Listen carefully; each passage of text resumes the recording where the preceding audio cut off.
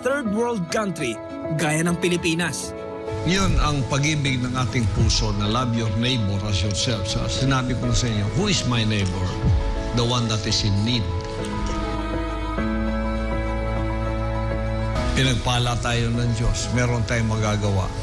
And there is a neighbor that is in need na kababayan pa naman natin. Kaya meron akong humanitarian projects. CGF, SMNI Foundation, Keepers Club, Sunshine Philippines Movement, Unifil. Lahat ng ito ay pagtulong sa mga dukha. Ministry to the poor. Hindi madali ang hamong ito na susuungin ng isang spiritual leader, lalo na talamak ang korupsyon sa Pilipinas. Ngunit buo ang paninindigan ni Pastor Apollo na magsulong ng mga batas upang iangat ang antas ng pamumuhay ng bawat Pilipino.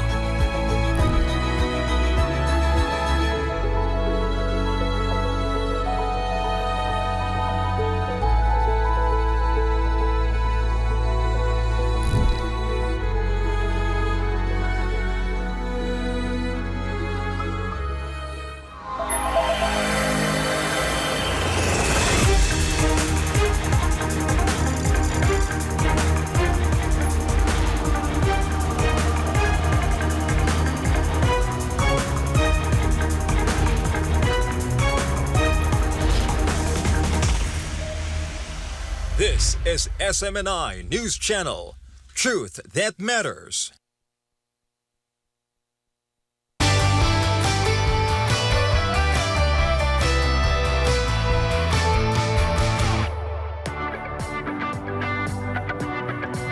Magandang araw, Luzon, Visayas at Mindanao. Muli po natin pakita ang ating pagmamahal sa Diyos at sa ating inang bayan sa espesyal na programang Para sa Diyos at Pilipinas Kumahal. Isang programang inilaan ng ating butihing pastor, Pastor Apollo Siquibuloy, para isulong ang tunay na pagbabago sa ating bayan. Ako po si Hannah Jane Sancho. Ako naman si Ina Mortel at sa programang ito, sama-sama nating itataas ang mga adhikain ng pagkakaisa, kapayapaan at pagkilos tungo sa tunay na nation building. Yan po talaga ang nasa puso ni Pastor Apollo, ang kanyang misyon na tayo'y magkaroon ng tunay na pag-ibig sa ating Diyos at bayan. Samahan niyo po kami hanggang sa dulo ng ating palatuntunan at sa mga oras ay ito'y makakasama naman natin ang ating mga partner Admar Villando at MJ Mondihar. Magandang tanghali mga partner. Magandang tanghali Pilipinas, magandang araw buong mundo sa ating mga kababayan. Saan man kayo naroroon sa mga sandaling ito, samahan niyo po muli kami sa isa na namang paghatid ng mga napakabuluhang mga impormasyon, lalo na para sa ating bansang Pilipinas. At syempre, wala tayong ibang iniisip dito for nation building kung ano ang ikabubuti para sa ating bayan. Yan po ang ating tatalakayin dito sa ating programa. Magandang araw mga kababayan. Pakikilala po namin sa inyo isa sa mga magbibigay solusyon sa ating mga kinaharap na problema, ang ating pong pinagdarasal na magiging simula ng pagbabago sa ating pong Philippine politics. Abangan po ninyo ang ating mga talakayan today. Ina, MJ, Admar, ngayong araw na ito ay isang malaking pagkakataon para muli natin ipakilala, i-introduce natin sino si Pastor Apollo Siquibuloy na tumatakbo isa sa mga senatorial aspirant na subukan ng ating mga kabayan. Pero para kay MJ, para kay Admar, kasi ito na-discuss na rin namin with Ina before. Para sa inyo, MJ, Admar, sino ba si Pastor Apollo Siquibuloy? Unahin ko si Admar. Si Pastor Apollo Siquibuloy, way back na naalala ko, 2006 nang makilala ng pamilya namin ang gawain ng Kingdom of Jesus Christ. At syempre mula noon, 2006, at dito kami nakilala namin ng lubos si Pastor kasi dapat makinig ka sa mga salita. Wag lang yung puro mga nababalitaan mo sa labas, kasi nandun talaga yung siraan, yung jealousy, yung totoo pwedeng pagtakpan ng kahit saan-saan. No? So advice din yan sa ating mga kababayan na maiging pag-aralang mabuti pakinggang mabuti at tingnan kung ano ang resulta, kung sino nga ba itong si Pastor Apollo C. Quiboloy. Maraming maririnig mo sa labas, lalong-lalo na yung mga hindi naman taga-loob, hindi naman mga lubos na nakakakilala kay Pastor. Kumbaga sa Bisaya, pataphaw lang ang ilahang pagkaila. Mababaw Masyadong mababaw lang ang kanilang pagkakakilala. Ito talaga yung maririnig mo. Pero once na talagang sinubukan mo na makapakinig sa mga preachings ni Pastor, way back 2006 nung makilala ko ang KOJC, si Pastor Apollo C. Quiboloy, makikita mo i-match mo yung iyong mga naririnig sa kanya doon sa kanyang mga nagagawa. Tugmang-tugma 'di ba? Marami ka nung pagpasok ko sa KOJC hanggang sa nakita ko ang mga kapatid natin, lahat mga iba't ibang mga istorya. Nakita mo yung resulta ng mga pangangaral ni Pastor Apollo C. Quiboloy. Kaya ito yung isa sa mga nakastruck talaga sa atin kasi yung pag-share ng mga salita ng Ama, kumbaga, maraming gumagawa niyan. Pero yung pagganap nito sa mga kalooban ng ating makapangyarihang Ama, kalooban ng Diyos, sinasabi na sa mga salita ng ating makapangyarihang Ama, dito minsan nasusubukan, 'di ba? Yung pagsusunod. Pero dito mo makikita kay Pastor Apollo C. Quiboloy, kung ano yung kanyang mga pinapangaral, yun din yung kanyang ginagawa, yun din yung kanyang mga nagiging resulta. So kung ito yung mga bagay na makikita mo, bubungad sa iyo, lubos mong maintindihan, hindi mo talaga, hindi mo aksayin yung oras na i-grab yung opportunity na talagang paniniwalaan mo.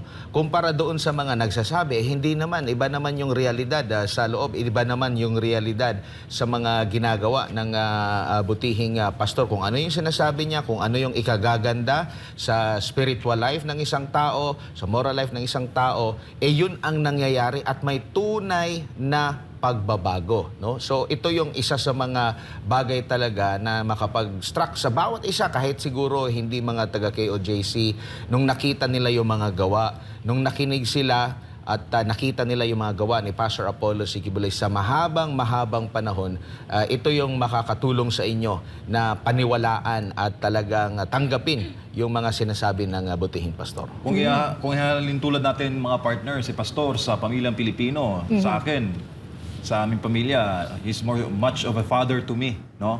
Gabay, nagdudulot ng pagbabago, pagkakaisa sa pamilya kasi family conversion namin started late 1990s, mga 1999, 1998. So una nakilala ng mother ko si Pastor. That time, ang father ko nalulong sa masamang bisyo. At nung una, hindi niya maintindihan kung sino si Pastor, yung tatay ko.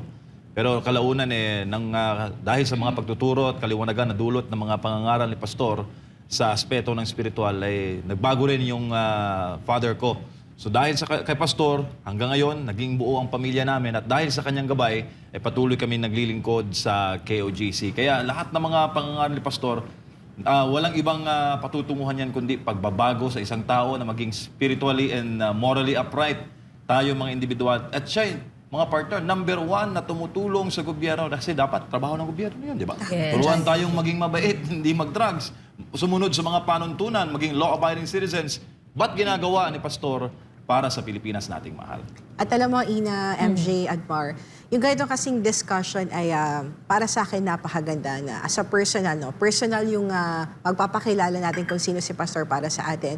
Why? Kasi marami sa mga kababayan natin ang nakikilala si Pastor sa pamamagitan ng mga negative news Yes. na nababasa, naririnig na. Especially now, ngayon na in detention si Pastor at may mga accusations against him. Pero we're not here to discuss that kasi yung merits ng case ay nasa korte na. And we are not the right person to discuss that. Yes. And because of that, gusto din natin, kasi nga si Pastor, hindi niya madidepensa ng sarili niya in front of the camera now.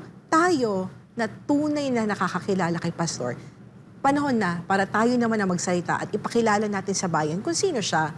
Kasi iilan lang naman ang mga taong nag-aakusa kay Pastor at binibigay itong mga walang basihang akusasyon laban sa kanya. Pero milyon-milyon tayo. Not even, kasama na no, yung hindi members ng KOJC, naniniwalang inosente siya at kilala nila yung pagkatao ni Pastor na isang mabuting tao dahil nakita nila yung mga nagawa na ni Pastor. bilang isa-isahin ko lang yung iba dito at Ina, MJ, Admar. Masasabi ko ito dahil isa ako sa witness ng humanitarian project ni Pastor. Isa tayo sa napadala sa iba't ibang bahagi ng bansa kung saan very active na humanitarian si Pastor. Bata pa ako, Ina, 4 years old ako, nasa kingdom ako. Wala pang mga foundation na naput up ang Kingdom of Jesus Christ. Active po ang Kingdom of Jesus Christ through the ministry to the poor. Si Pastor, walang hinihindian yan pag pumunta doon at humingi ng tulong, member o hindi, nagbibigay ng tulong si Pastor. Kaya naman, pinamis niya yan sa Ama na kapag siya'y pinagpala, tutulong siya, especially doon sa mga bata, Ina. Kaya naman, tayo ay napadala ni Pastor sa sa iba't ibang mga lugar sa Pilipinas. Para saan? Every time nagkaroon ng kalamidad, number 1 na tumutulong dyan si Pastor Apollo Sikibuloy. At mind you, kapag nagbigay ng tulong si Pastor sa mga nangangailangan sa panahon ng bagyo, hindi tinatanong ni Pastor kung taga-kingdom ka ba? O naninira ka ba sa kanya? O hindi? Bakit? Hindi ganyan tumulong si Pastor. Ang pagtulong ni Pastor, hindi niya tinitingnan kung sino ka. Ano ang mga paniniwala mo? Tutulong siya agad-agad. At isa ako doon sa witness na yon, Ina. And I'm sure kayo din makakapagsabi nun. O kanina, partner Hannah, na-mention mo, no? At malamang maraming makaka-relate din siguro sa aking storya naman dahil una kong nakilala si Pastor, no? Maliban sa televangelist na siya sa TV, no? Sa Kingdom of Jesus Christ. Etong panahon, no? 2018 to, nung pumutok yung issue talaga sa Amerika. At headline noon, si Pastor. At ang napansin ko kasi doon, laging idinidikit yung pangalan ni Pastor sa mga Duterte. And that time, 2018, alam naman natin, grabe din yung paninira or yung kritisismo kay dating Pangulong Rodrigo Duterte. And then, dahil doon, na-curious ako, sino ba si Pastor? Kasi, grabe, parang may something na black propaganda ata to. To think na halos lahat ng mainstream media, noong 2018 pa lang, siya nang laman, even international. So that was the time na na-curious ako and then, personally, narinig ko na yung preaching ni Pastor. So sa spiritual naman to na aspeto na, long story short, yung buhay natin bilang isang tao, no, kung di tayo nakapagbalik sa ating dakilang Ama, walang kwenta ang ating buhay. So kaya yun po, napadpad ako kay Pastor at inalay ko yung aking buhay. At ngayon, 5-6 years after, narito na naman, headline na naman si Pastor. At malamang negatibo po ang inyong nababasa kung kayo ay nakatune in sa mainstream media o kaya naman dominated ang social media ninyo na mga talaga naman na clearly propaganda without you knowing yung proper context. Ano ba ang nangyayari? Bakit napunta si Pastor sa ganitong sitwasyon? So gusto muna namin ipakilala talaga sino ba si Pastor Apollo Sikibuloy. Siya po ang spiritual leader ng Kingdom of Jesus Christ. Siya po ang nagtatag since 1985. At lumago po ito after almost 4 decades po, ngayon encompassing almost all over the world. So, yung lahat po na mention kanina, lahat po ng humanitarian projects po ni Pastor, Ministry to the Poor, lahat din po yan kasi ay nakaangkla dun po sa pangangaral ni Pastor ng The Kingdom of Jesus Christ na ito po mula sa spiritual ay talagang nagmamanifest po sa kanyang mga gawain. At ngayon po, napunta sa politika. Kasi dahil nga po sa lagay ng sitwasyon ng ating bansa sa mga Duterte, kilala pong malapit na kaibigan si Pastor Apollo Sikibuloy ng mga Duterte at ang SMNI bilang platform ng mga Duterte at kilalang lumalaban sa mga totoong kalaban po ng ating estado. Long story short po, sana bigyan niyo po ng pagkakataon si Pastor na ipakita talaga sa inyo ang tunay na kanyang pagkatao na hindi po siya kung ano man yung ipinipinta sa kanya o ako susunod sa kanya.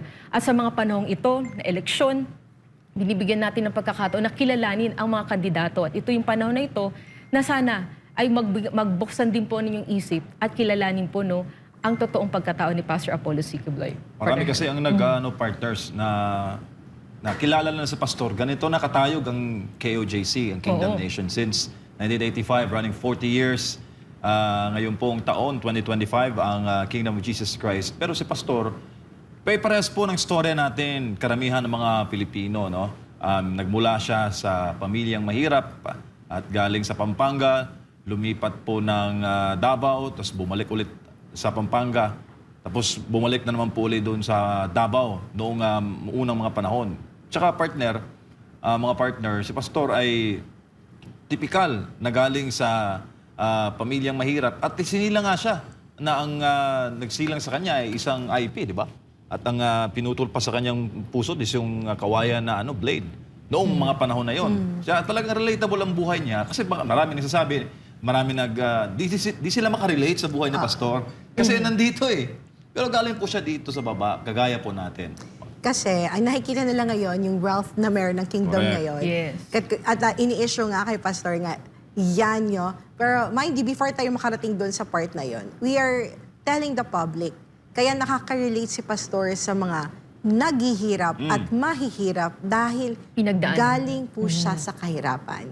And simple po ang naging pamumuhay ni Pastor bago niya narating itong nakikita niyong karangyaan sa Kingdom of Jesus Christ, which we emphasize, naipundar po ito lahat because ang leadership na meron po si Pastor ay zero corruption. As in, zero ang tolerance ng KOJC, wala kay Pastor, lahat ng members pagdating sa korupsyon.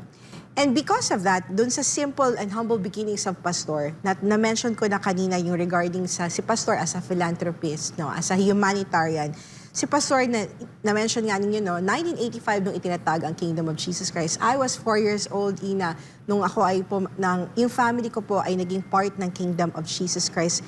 At sa humble beginnings po, no, ang naabutan ko po talaga is yung nagsisimula pa si Pastor dyan sa Y-Gym sa Davao City bago kami nakalipat doon sa Buhangin, no? Kung saan nakikita niyo yung sprawling, yung laki-laking ektarya po ng property ng KOJC. Nakita ko po yung construction ng cathedral. Bata pa po ako, nasa grade school po ako noon. Si Pastor po ang nangunguna po. Nakikita niyo doon, hands-on po si Pastor sa construction, sa lahat, mula po sa pagpaplano, hanggang sa pag-implement. Araw-araw nandun po sa construction si Pastor. Hanggang sa nag-landscape po, sa cathedral po yan ha. At yung nakikita niyo po ngayon sa TV, yan po ang kingdom. Si Pastor, kung paano siya ka-hands-on sa pagtatayo ng cathedral, ganun din ka-hands-on si Pastor nung tinatayo po yung kingdom. And over the years po, na put up ni Pastor itong Kingdom of Jesus Christ, isa kasi sa malapit kay Pastor, ang kanyang pagmamahal sa mga kabataan. Yes. Sabi ko nga sa inyo, galing sa mahirap po si Pastor. Siya po ang ika-siyam, no? Siya ang youngest sa siyam na anak po pinanganak po siya dyan sa Tamayong, Kalinan, Davao City. At dahil siya yung youngest, tuwing inuutosan siya ng kanyang nanay, si Sika, na pumunta sa tindahan, hindi naman si Pastor yung inuutusan. Unang uutusan ni Sika kung tawagin ang mother ni Pastor, ay yung eldest niya. And then si eldest, pupunta siya susunod sa kanya, mangutang ka daw sa tindahan doon, ng bigas, ganyan.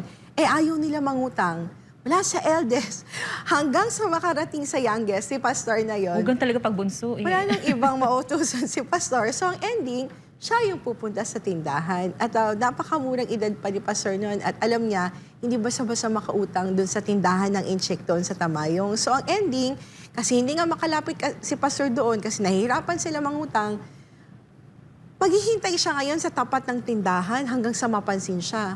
Hanggang sa napansin nga siya doon nung isa sa mga kamag-anak nung may-ari ng tindahan. Sabi niya, di ba kayo naaawad dun sa bata? Kanina pa siya nag-iintay dyan sa labas ng tindahan. Kaya siya na, yung kamag-anak nung may-ari ng tindahan, siya na mismo yung ng bigas, ng sardinas, ng kape, at saka binigay kay Pastor. But it took how many hours bago pa nakuha ni Pastor yun, no? At naghintay yung family niya para may makain sila. So, yun, kung makikita niyo yung reenactment na yan, ganyan si Pastor. Kapag wala na sila makain, ang takbuhan nila, yung tindahan na yan, ng incheck kung saan sila mangungutang. And Tsaka one Pastor day, Hannah? Ina, nag-promise siya sa Panginoon na one day, kapag siya'y pinagpala, ayaw niya na may makaranas ng ganyang, yung naranasan niya, na mahirap kumain. Ayaw niya na may mga bata pa na makaranas na ganyan. And he promised to the Almighty Father na kung siya'y pagpapalain, tutulungan niya talaga ang mga kabataan. Dugtong ka lang, Partner Hannah, kasi nakita ko kanina picture kanina ni Pastor, yung bata siya. Lagi kasi nakakwento ni Pastor, yung suot-suot niyang damit. Dahil talaga sa kahirapan, yung mismo damit ng kanyang mga kapatid na babae, yun na mismo yung pinapasuot sa kanya. So ganun ka-humble yung, yung kabataan ni Pastor na sa kahirapan nila sa buhay, even yung mga damit nga ng kanyang mga kapatid babae, napapasuot na sa kanya. And meron din mga kinukwento na si Pastor na sa tamaing to dahil sa, dun minsan nangungutang pa sila, dun sa habol is kumot ba to sa Tagalog? Tama. Oo. Tataguan pa daw nila yon kasi wala talagang pambayad eh. So ganun talaga kahirap, as in mahirap. No, yung pinanggalingan ni Pastor bago siya nakarating dito. Tsaka nakaka-relate siya sa mga kinakaharap ng mga ordinaryong mga Pilipino, lalo na yung mga kataga o kasabihan na isang kahig, isang tuka. 'Di ba? Marami sa ating mga kababayan ngayon, lalo na sa latest survey, tumaas yung nagsasabi na sila po ay mahihirap, no? So yung pamumuhay ni Pastor Apollo C. Quiboloy, lalo na sa bundok, no, ay hindi po madali, no? Kaya relatable, nakaka-relate si Pastor Apollo C. Quiboloy. Hindi mo pwede sabihin na ay ang yaman-yaman na ng KOJC, hindi na nakaka-relate sila sa mga mahirap. Hindi po. Dahil po sa mahabang buhay or mahabang experience po ni Pastor Apollo C. Quiboloy, namuhay po sila ng kanyang pamilya. Kasi nga, nabanggit ni partner Hana, biruin mo, siyam silang magkakapatid. Alam naman po natin, pag malaki po ang pamilya, malaki din po ang budget, di ba? So, isang kahig, isang tuka, madalas pong hindi sapat yung pagkain sa kanilang pang-araw-araw. And at the same time, para maitawid yan, kailangan talaga magbanat ng buto. So, bata pa lang sila, talagang na-experience na rin nila na magbanat ng buto para at least makakain po sila. Na-experience ni Pastor na maging farmer, na-experience ni Pastor na maging panadero at kung ano-ano pa, no? So, yung nagtutulungan. So, sa murang edad pa lang, exposed na si Pastor Apollo C. Quiboloy kasi nga, doon sa estado ng kanilang pamilya. Lumaki si Pastor Apollo na sa hirap at sanay po sa pagtitis. Kasi yun na po yung kanyang namulatan eh. Hindi po siya namulat na sapat na. Oo, sa karangyaan na agad, no? Namulat po siya na ganyan yung estado ng kanyang pamumuhay at for sure, nung namulat siya na ganyan, wala siyang ibang dapat gawin, kundi adapt diretso. Hindi pa niya nakita yung karangyaan. So, mahaba yung kanyang karanasan dito sa mga bagay na kinakaharap ng mga ordinaryo pong mga Pilipino. Naglalakad, maliban doon sa nagtatrabaho din, no? At tumutulong kumbaga sa kanyang mga magulang, sa kanyang mga kapatid, ay sa pagpupunta sa paaralan, no? Dahil nga po walang-wala. So, maglalakad ka, no? Na-experience ko rin yung paglalakad, hindi rin po basta-basta yan eh. 'Di ba? Kulang ka na sa pagkain, maglalakad ka pa. So, payat na payat ka sa mga panahong yan. So, talagang itong mga kinakaharap ng ordinaryong Pilipino, napagdaanan po yan ng ating ng butihing pastor nung siya po ay bata pa. And take note, ito po ay naganap mga 60s, 70s, 60s, no? 50s and 60s po mga kababayan. Ano pa ang merong ino-offer ang mundo noon? Diba? Hindi pa high-tech ang mga paligid. Wala pang mga kagaya noon. Kagaya ngayon na medyo convenient na. Kahit mahirap ka pero maitatawid mo pa rin. Pero noon talagang sobrang challenge po ang kinakaharap ni Pastor Apollo C. Quiboloy. Oo, may nag-comment dito na si Pastor ay hindi anak ng isang politiko na pagsilang may kaya na agad, nagkaya na agad. Much more, hindi siya anak ng isang dating presidente. Kaya nakaka-relate siya sa mga pinagdadaanan natin. At siyempre, typical na buhay natin mga Pilipino, pero talaga tayong mga pangarap partner. Yes. Di ba, partner Admar, mga pangarap mo nung elementary ka pa, siguro malalim-lalim din. Maging scientist. Paras tayo, partner. Actually, yun yung lagi kong bukang bibig pag tinatanong ko ng mga teacher. Pero si Pastor, meron din siyang pangarap noon bago siya naging isang tanyag na televangelist, global televangelist. Pangarap niya, partners, na maging doktor. Piloto muna. Tapos after ng maging piloto, kukuha naman siya. Gusto na naman siyang maging doktor. Tapos gusto niya maging engineer o abogado. Pero ang kapalaran niya ay dito pala sa KOJC at magtatag ng Kingdom of Jesus Christ at nagtapos siya sa kanyang Bible College sa libreng edukasyon ng isang denominasyon at naging televangelist. Mula noon hanggang ngayon, yung values ng kanyang kabataan, partner. Sanay siya sa disiplina eh. Lalo na yung value of honesty. Tsaka kasi yung nabanggit mo na pangarap ni Pastor na maging piloto, maging doktor, maging engineer, maging abogado. Kung sila po ay may kaya, may pera, eh talagang mapupurso niya yun. Ngunit sila po ay salat talaga. So hindi nakuha ito ni Pastor Apollo C. Kibuloy. At yun nga, nabanggit mo, sa Bible College siya nagtapos ng kanyang pag-aaral dito. Marami din siyang mga natutunan. MJ Admarin, no?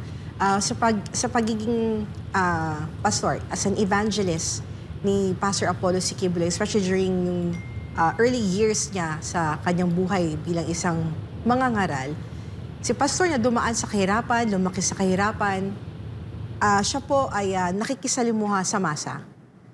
Nakita niya po yung kahirapan na nararanasan ng mga barangay na napupuntahan niya sa iba't ibang panig ng Pilipinas. Mula sa mga ordinaryong mamamayan hanggang sa pag-akit niya sa bundok, mga IPs.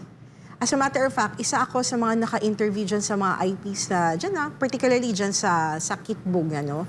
Kasi si Pastor, lagi niyang, nung kabataan, kapag nakikipag-usap si Pastor sa amin, sa mga young people, si Pastor kasi laging ini-inculcate sa utak ng mga members ng KOGC, yung humble beginnings ng KOGC, yung kanyang humble beginnings, yung mga sakripisyo na kanyang pinagdaanan. Kaya, para mas ma-cherish mo kung ano yung nakikita niyo karamihan sa KOJC ngayon at nararanasan ng buong KOJC, mas na-appreciate natin ito dahil ito ay dumaan sa hindi basta-bastang sakripisyo. Kaya nga lagi natin sinasabi na ipundar ito lahat because of the blood, sweat, and tears of Pastor and all the members of the Kingdom of Jesus Christ. You cannot appreciate something, isang bagay na hindi ka dumaan sa sakripisyo, na hindi mo pinaghirapan. Ganun kasi, kama si MJ, hindi ito sinerve in a silver platter. Kaya, na-appreciate yan ni Pastor. So si Pastor, nakita niya, na-witness niya yung kahirapan, walang kalsada. Sa tuwing aakyat siya sa mga bundok, it takes him 3 days. Sasakay pa ng kabayo para mas mabilis. Pero kung maputik naman yung lugar, papuntang Kitbog, hindi siya makasakay sa kabayo kasi nahihirapan siya 3 days para makaakyat, makarating doon sa Kitbog. Pagdating niya sa Kitbog, walang kuryente, walang tubig. Ganun ang pamumuhay na nakikita niya sa mga IP. At isang taon din, nanirahan si Pastor sa Kitbog at nakasalamuha kasama yung mga blaan dyan. At hindi lang yan, doon sa mga lugar pa na napunta ni Pastor, witness si Pastor kung gaano kahirap ang mga Pilipino from the 60s, 70s, hanggang ngayon. At dumaan na tayo sa maraming presidente, dumaan na tayo sa People Power Revolution, nakita ni Pastor ano yung klase ng leadership meron sa gobyerno natin. Pero isa lang kasi ang nakita ni Pastor mula noon hanggang ngayon. Mula noong siya ay nasa kahirapan hanggang sa pinagpala siya, tumulong siya sa kapwa, naikot niya buong Pilipinas at maging ang ibang bansa.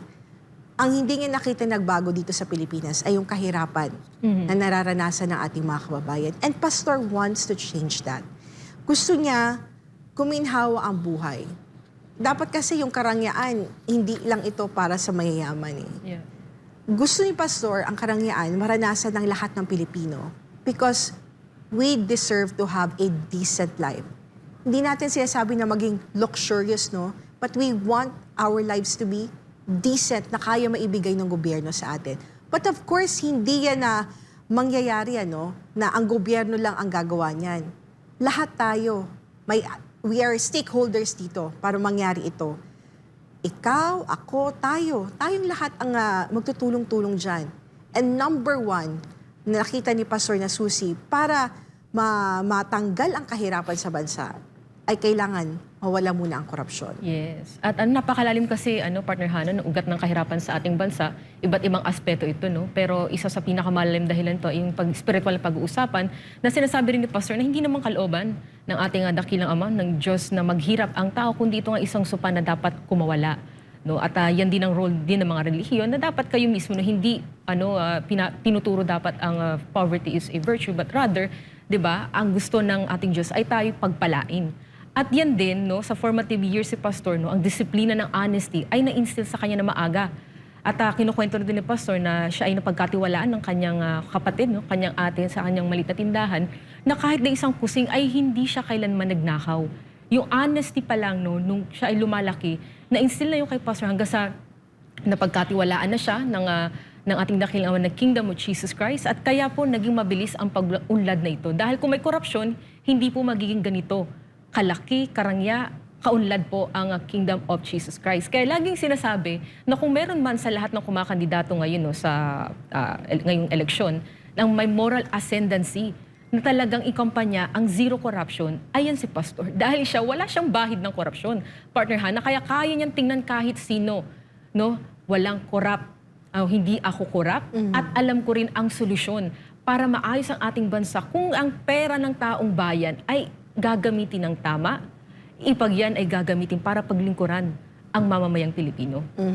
Just for, gusto ko lang ma-cite ng example, walang bahid ng korupsyon. Dito kasi sa KOJC, sa Ministry to the Poor, maraming na organization na put up yung Ministry to the Poor program ng KOJC. At saka, isa dyan sa pagtulong nga na nakatutok sa kabataan, itong Children's Joy Foundation Incorporated. Kaya nagkaroon ito ng mga residential centers sa iba't ibang panig ng bansa dahil gusto ni Pastor, no, target pa nga niya noon yung nagsisimula pa yung CJAFI is to feed, to clothe, to shelter, and to send to school 3 million children. Pero kasi lumawak din kasi yung pagtulong ni Pastor, hindi lang yung mga bata dito sa Pilipinas dahil ang pagtulong ni Pastor, dahil ang KOJC ay global po, yung tulong niya ay hindi lamang exclusive para sa mga Pilipino. Ako, witness ako niyan, nakapunta tayo sa ibang bansa. Nakita natin yung mga tulong na ginawa ni Pastor. As a matter of fact, dyan sa US, nagbigay ng mobile library si Pastor sa isang community dyan sa Appalachian Mountains sa Kentucky, USA. At yung mga IP sa Amerika na hindi pinapansin ng gobyerno, si Pastor pa ang nakaisip na tulungan sila. Yan, nakikita niyo sa screen ngayon ang nationwide residential centers at mga batang natulungan ng Children's Joy Foundation Incorporated. Hindi na po daan-daan, hindi na po libo-libo, kundi milyong-milyong kabataan na po ang natulungan po ng CJFI. As a matter of fact, yung April 25 na birthday ni Pastor Apollo Sikibuloy ay inaalay pa niya para sa lahat ng mga kabataan para ito nga tinatawag na Red Letter Day para sa ating kabataan ng International Children's Day. Dahil gusto ni Pastor, yung mga batang hindi pa nakaka-experience ng engranding birthday celebration, maranasan nila tuwing April 25. Kahit hindi nila birthday yan ng lahat ng mga bata. Kaya nga sinasabi natin, di ba, during April 25, happy birthday. Yung mga bata doon, MJ Admar, alam ko kasi nag-cover na kayo ng ICD. Di ba ang pinapakanta sa mga bata, hindi happy birthday to you, kundi happy birthday to me. Kasi birthday nila lahat.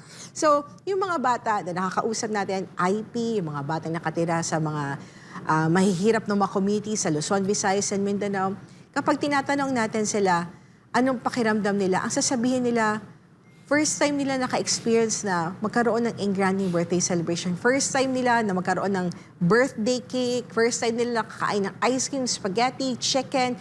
First time nila nakatanggap ng regalo na engrande para sa kanila. It's like heaven para sa kanila ang April 25. And nire-replicate ito ng lahat ng mga congregations sa buong Pilipinas. At hindi lang yan, mula sa mga IP, sa mga far-flung areas, walang malayo, walang malapit, walang mahirap para sa mga volunteers dahil lahat yan gagawin para maabot ang lahat ng mga kabataan na ma-experience nilang isang engranding birthday celebration. Maliban sa pag-cover sa birthday ni Pastor, no, naging part din tayo sa mga nagbigay ng saya sa mga kabataan dyan. Kasi nung 2008, mga ganyang mga panahon, 2009, 2010, inalay na yan, naging National Children's Day hanggang naging International Children's Day. Kabilang tayo dun sa mga nagpaparada. So kumbaga, ano ka doon? Marshal kami dyan, soldiers kami dyan, marching soldiers kami doon. So, akala ko isa ka sa mascot. Oo, kumbaga, ang instruction pa nga sa amin, hindi pwedeng lumabas. Dapat lumabas kayo pag during parade na. No? So, every parade, hindi ka pwede kasing gumala. Oo, hindi ka kasi pwedeng gumala. Pero every parade talaga yan, nakita mo ang daming mga bata na talagang tuwang-tuwa sila, yung raw talaga na makikita mo yung kanilang kasiyahan every time na, kasi first time nila, wala pong ganito, lalong-lalo na sa kanilang bahay, hindi po ganito kainggrande. Pero inilaan ito ni Pastor Apollo C. Kibuloy. Kumbaga, si Pastor, sabi nga, di ba, noong kanyang kabataan pa, noong siya po ay isang kahig, isang tuka, sabi niya, kung pagpapalain siya, ibabalik niya, lalong-lalo na doon sa mga nangangailangan din ng mga kapuspalad, lalong-lalo na doon sa mga kabataan, dahil ayaw din niya na ma-experience. Yung na-experience din niya. So, ito pong pamamaraan na ito ay nagbukas, no, sa kung sino talaga si Pastor Apollo C. Kibuloy. Kasi kung ikaw pa ay abusado, ikaw pa ay talagang corrupt, ikaw ay may maling ginagawa, bakit mo ilalaan yung resources para dito sa kanila na hindi mo naman mga kamag-anak, hindi mo mga kaapelyido, 'di ba? Bakit hindi na lang mag-celebrate within the family, 'di ba? Pero hindi po ganoon mag-isip si Pastor Apollo C. Kibuloy. Kung ano po yung kanyang hiniling dati, kanya pong tinupad, 'di ba? May isang salita po si Pastor Apollo C. Kibuloy at kitang-kita mo sa ngiti ng mga batang ito na talagang tuwang-tuwa sila, no? At mapalad tayo dahil na naging kabahagi tayo dito sa advokasya po ni Pastor Apollo C. Kibuloy na makapagbigay ng saya. Ganito pala, makapagbigay ng saya. Yung iba yung feeling, iba yung nanonood ka lang, pero kung ikaw ay maging part, no? Ikaw ang maging kabilang doon sa advokasya na gusto ni Pastor na mapasaya yung mga kabataan, makapagbigay ng tulong. Iba yung kumbaga achievement na nagagawa nito at mas the more ka nagaganahan na tumulong pa. Ganito ang turo ni Pastor. Nakakahawa kumbaga. No, once na naturuan ka ni Pastor, naganap mo, parang ikaw rin mismo gusto mong hahanap-hanapin mo kumbaga yung mga gusto rin ni Pastor. Ganito ang epekto, no? Effect ni Pastor sa lahat ng mga followers niya, sa lahat ng mga naniniwala sa kanya.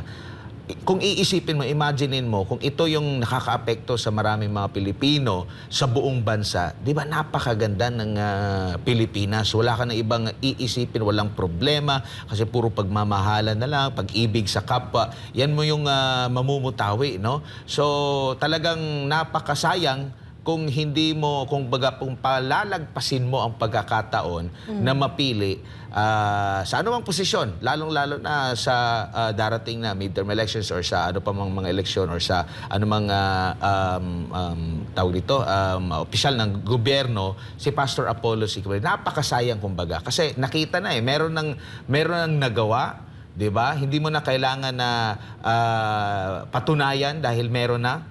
Unlike sa iba na yung iba nangangako pa lang. Sabi nga, yung iba nangangako pa lang si Pastor. Oo, drawing pa lang. Plano pa lang kasi sasabihin nila, pag nanalo ako, ganito ang gagawin ko. Si Pastor po, hindi pa nananalo, hindi pa nga tumatakbo. Meron na pong nagawa at ito po ang nakikita natin at gusto natin na ma-replicate ito sa buong Pilipinas at pati nga ang buong mundo, no? Iba't ibang bansa ang nakabenepisyo din po sa kabutihan at pag-ibig ni Pastor Apollo C. Kibuloy. Naalala ko lang, partner, isa sa mga tumatak sa akin na kwento, no, sa International Children's Day, bawat April 25 ng taon, birthday ni Pastor, yung may bata doon, partner, nagsabi, aba, malamig pala ang ice cream.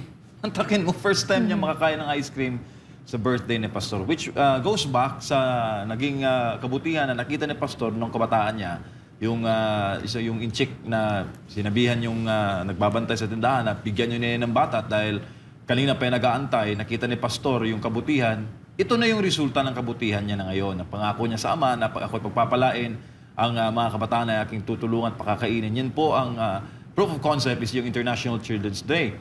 Naalala ko rin isa sa mga kwento ni Pastor na dinala niya yung mga ambassador ng Children's Joy Foundation sa Disneyland sa Hong Kong. Nakita niya ngayon yung saya, yung pungay sa mata ng mga kabataan na kanyang dinala. Tuwang-tuwa sila. Ikaw ba naman dalhin sa Disneyland, partner? Kahit nga tayo, nung nakapunta tayo sa Disneyland, talagang maaaliw ka at ma-amaze ka dahil yung mga napapanood mo sa telebisyon came true to life doon sa lugar na yon at yung lugar na yon ay para talaga sa mga kabataan.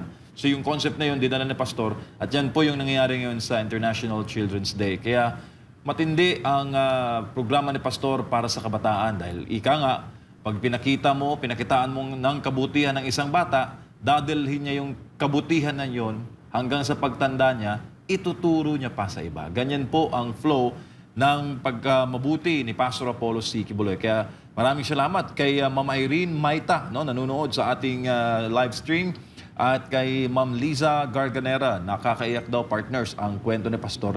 Talagang pong nakakaiyak. At si Junner Planilio at kay Trinidad Maranga. Maraming salamat po sa inyong panonood. Ayan. Maliban po kasi sa pagmamahal ni Pastor sa mga kabataan, na-discuss natin na, no, yung Children's Joy Foundation Incorporated. Of course, yung experience natin from the national hanggang sa naging International Children's Day. Isa din sa tumatak sa akin kay Pastor Apollo C. Kibuloy, yung kanyang concern pagdating sa kalikasan. It was in 2005 nang na-establish, inilunsad ni Pastor Apollo C. Kibuloy itong Sunshine Philippines Movement. Simple lang yung gusto ni Pastor eh. Sabi niya, gusto ni Pastor maibalik sa dating ganda, ang ating kalikasan. Simple kung sabihin, pero hindi siya basta-bastang trabaho. Paano mo itatransform ang ating kalikasan sa dating ganda nito dahil matindi ang nangyaring degradation, pagkasira ng ating kalikasan. So, imposible man, suntok sa buwan at that time kung ako mag-iisip. Pero when he founded the Sunshine Philippines Movement, sabi nga ni Admar, Pastor preaches what he talks. Kung anong, Pastor, ginagawa ni Pastor kung ano yung sinasabi niya.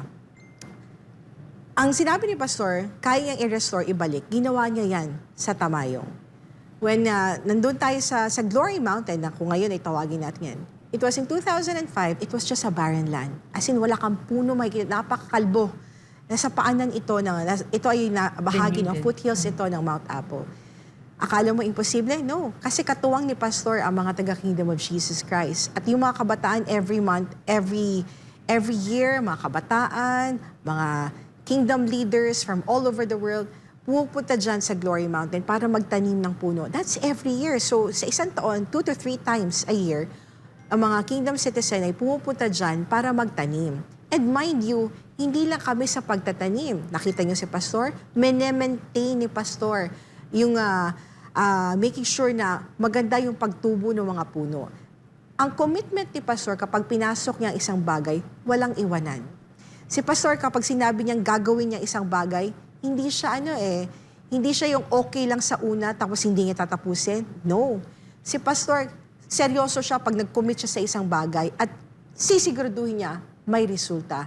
Kaya nakita niyo po sa inyong mga telebisyon, ang dating barren land, ang dating kalbo, dyan po sa paanan ng Mount Apo, isa na pong paraiso.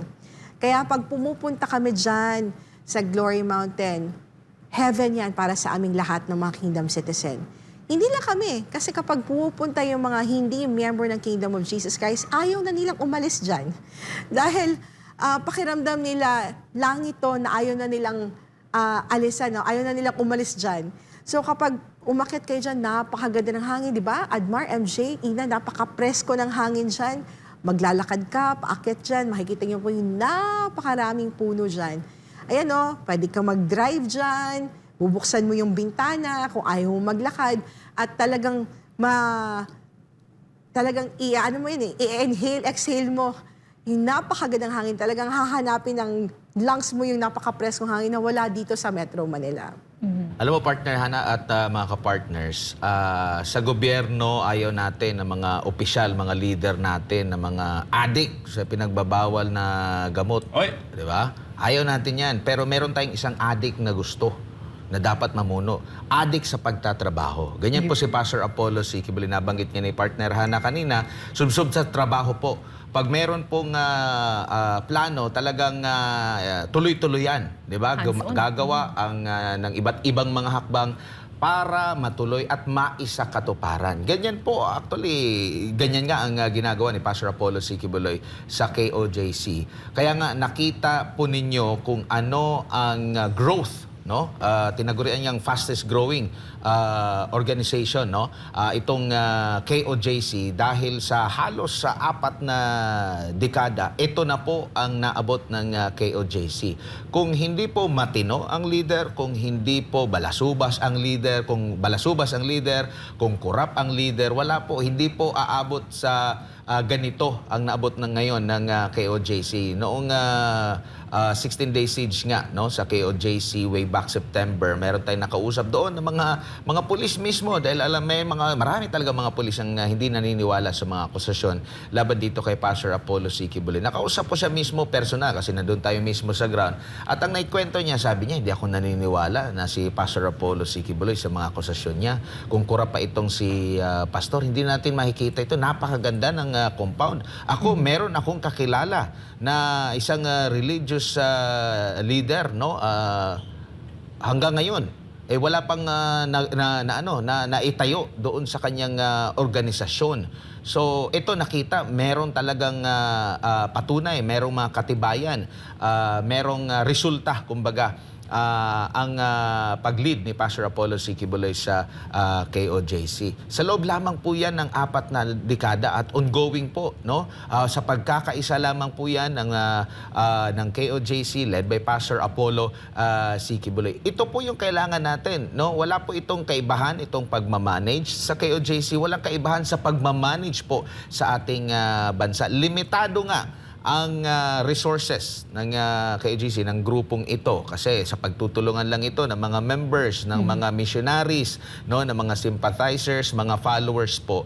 How much more doon sa meron talagang pondo? Nakita po ninyo, ang pondo ng Pilipinas, taon-taon, trilyon-trilyong piso. Ngayon ata, 6 trillion yung mahigit ang budget natin for 2025.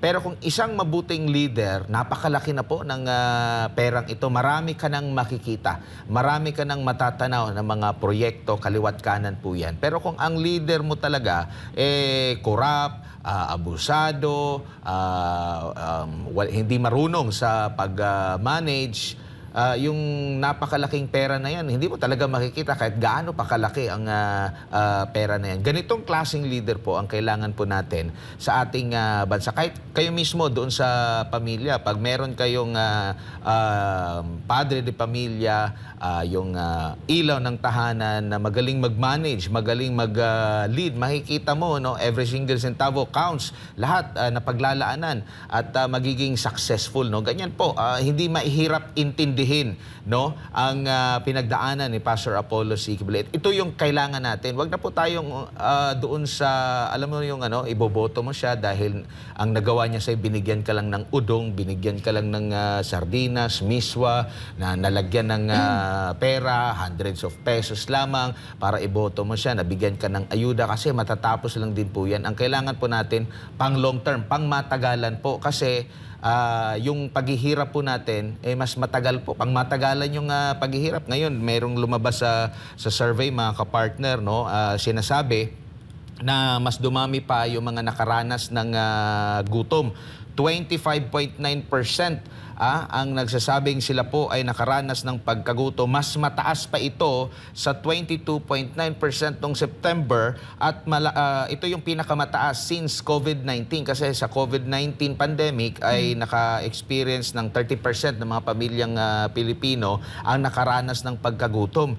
Tapos na po yung ating pandemya. Wala na po tayong pandemya. Yung ibang bansa namamayagpag na. Pero ang Pilipinas, kulelat pa rin at nandun na tayo. Papunta tayo doon sa level na yun. Biruin mo papunta tayo doon sa pandemic level, yung bilang ng mga Pilipinong naka-experience po ng pagkagutom, which is wala yan dito po sa KOJC. Once na tama lang ang talagang pamumuno, hindi may experience po yan ng mga nasasakupan nito. At si Pastor, no, talagang consistent siya, no, pagdating sa kanyang leadership, no. At dugtungan ko lang, no, napakaganda ng mga nasabi kanina kasi pinag-uusapan natin ang liderato. At kanina kasi partner Hannah, na-mention mo itong sa Sunshine Philippines movement at very consistent since then si Pastor, no, napangalagaan ating kalikasan na even sa sitwasyon niya ngayon, patuloy yung kanyang kampanya, kaya nationwide din po, no, nagpapatuloy ang ating tree planting activities, ang cleanup drive at yan ay hindi po dahil tatakbo si Pastor or dahil yan po talagang kanyang prinsipyo na gusto niyang ipakita sa bawat Pilipino na kayang gawin, no, na pangalagaan natin ang ating kalikasan, no, at isang tabi ang politika dahil ito yung talagang kinakailangan din lalo na tayo naharap din, no, sa climate change. At yan din, no, isa sa gustong isulong ni Pastor, yung beautification. Kasi nakita niyo po kanina yung Glory Mountain, hindi lang po yan basta tinaniman. yan po talaga yung may pag-ibig, yan po talaga yung manifestation din, no, ng talagang pagiging, yung kumang glory, no, ng ating dakilang Ama na kung nilikha niya ang ating mundo na hindi po na mukhang basura lamang, kundi ito po'y kagandahan na sana po yan din ay adapt ng buong Pilipinas. At mangyayari lang naman yan kung ang puso ng isang namumuno ay malinis din at talagang may totoong pagmamahal. At maliban pa dyan, partner Hana, mga kapartner, no, maliban po sa Sunshine Philippines Movement, kanina na-mention din natin, no, yung Ministry of the Poor, yung Children's Day Foundation, nandun din yung pagtulong pa ni Pastor, no, sa kabataan sa sektor naman ng edukasyon. No, kaya itinayo po ang Jose Maria College Foundation kung saan majority po ay mga scholar din, no, mga kabataang may hirap na tinutulungan po para makapag-aral. At ngayon, no, namamayagpag na rin po ang Jose Maria College na talagang tumutulong po sa ating mga kabataan, partner Hana. And from the JMC, talagang mapagmahal si Pastor with pagdating sa edukasyon, ano? Meron tayong JMC College of Law, College of Medicine, and natutuwa tayo dahil dumadami na yung bill ng mga lawyers. Katabi ko pa dito yung mga future lawyers. And MJ, ano naman masasabi mo bakit tumatakbo si Pastor bilang senador? Tumatakbo si Pastor bilang senador kasi naalala mo partner yung isang kasabihan na the only thing necessary for evil to triumph is for good men to do nothing. Yan yung ginagawa ngayon ni Pastor. Paglaban ng hustisya, ang katotohanan, kapakanan ng bawat Pilipino bilang spiritual leader ng Kingdom of Jesus Christ na may 7 milyong followers worldwide. Nakaranas siya ng political harassment dahil sa kanyang prinsipyo at pagtayo sa tama at pagsisiwalat ng katotohanan. At siyempre, alam naman natin na malapit si Pastor sa mga Duterte. At nauunawaan niya ang bigat ng pang-aapi at ang kawalan ng hustisya sa Pilipinas. Kaya yun yung nais niyang mabago. Meron siyang vision para sa ating bayan. Naniniwala si Pastor Apollo na panahon na para magkaroon ng tunay na lider sa Senado. Maging mabuting halimbawa kasi naging halimbawa siya. Siya ang naging standard ng 7 million Kingdom of Jesus Christ followers and members worldwide. Gusto niya ring maging mabuting halimbawa na pwede pala ang zero corruption sa legislatura o bilang isang senador.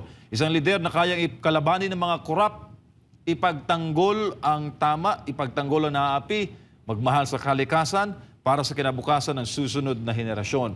At ang gusto niyang mangyari mga partner, hindi niya hayaang magwagi ang pagiging gahaman at kapangyarihan. Ito kasi yung matagal nang daing at matagal na ipinagdarasal nating mga Pilipino na hanggang kailan pa kaya tayo makakaroon ng lider na honest to goodness pagdating sa finances?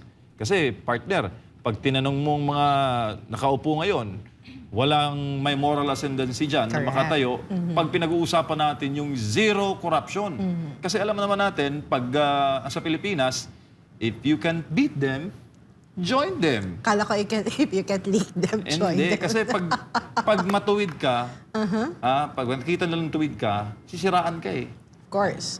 Pero si Pastor, hindi sa kanya mangyayari yan dahil matagal niya nang ginagawa ever since zero corruption ang kanyang papatunayan sa mataas na kapulungan ng Kongreso. I'd like to emphasize, MJ, yung sinabi mo that this is political persecution. Why?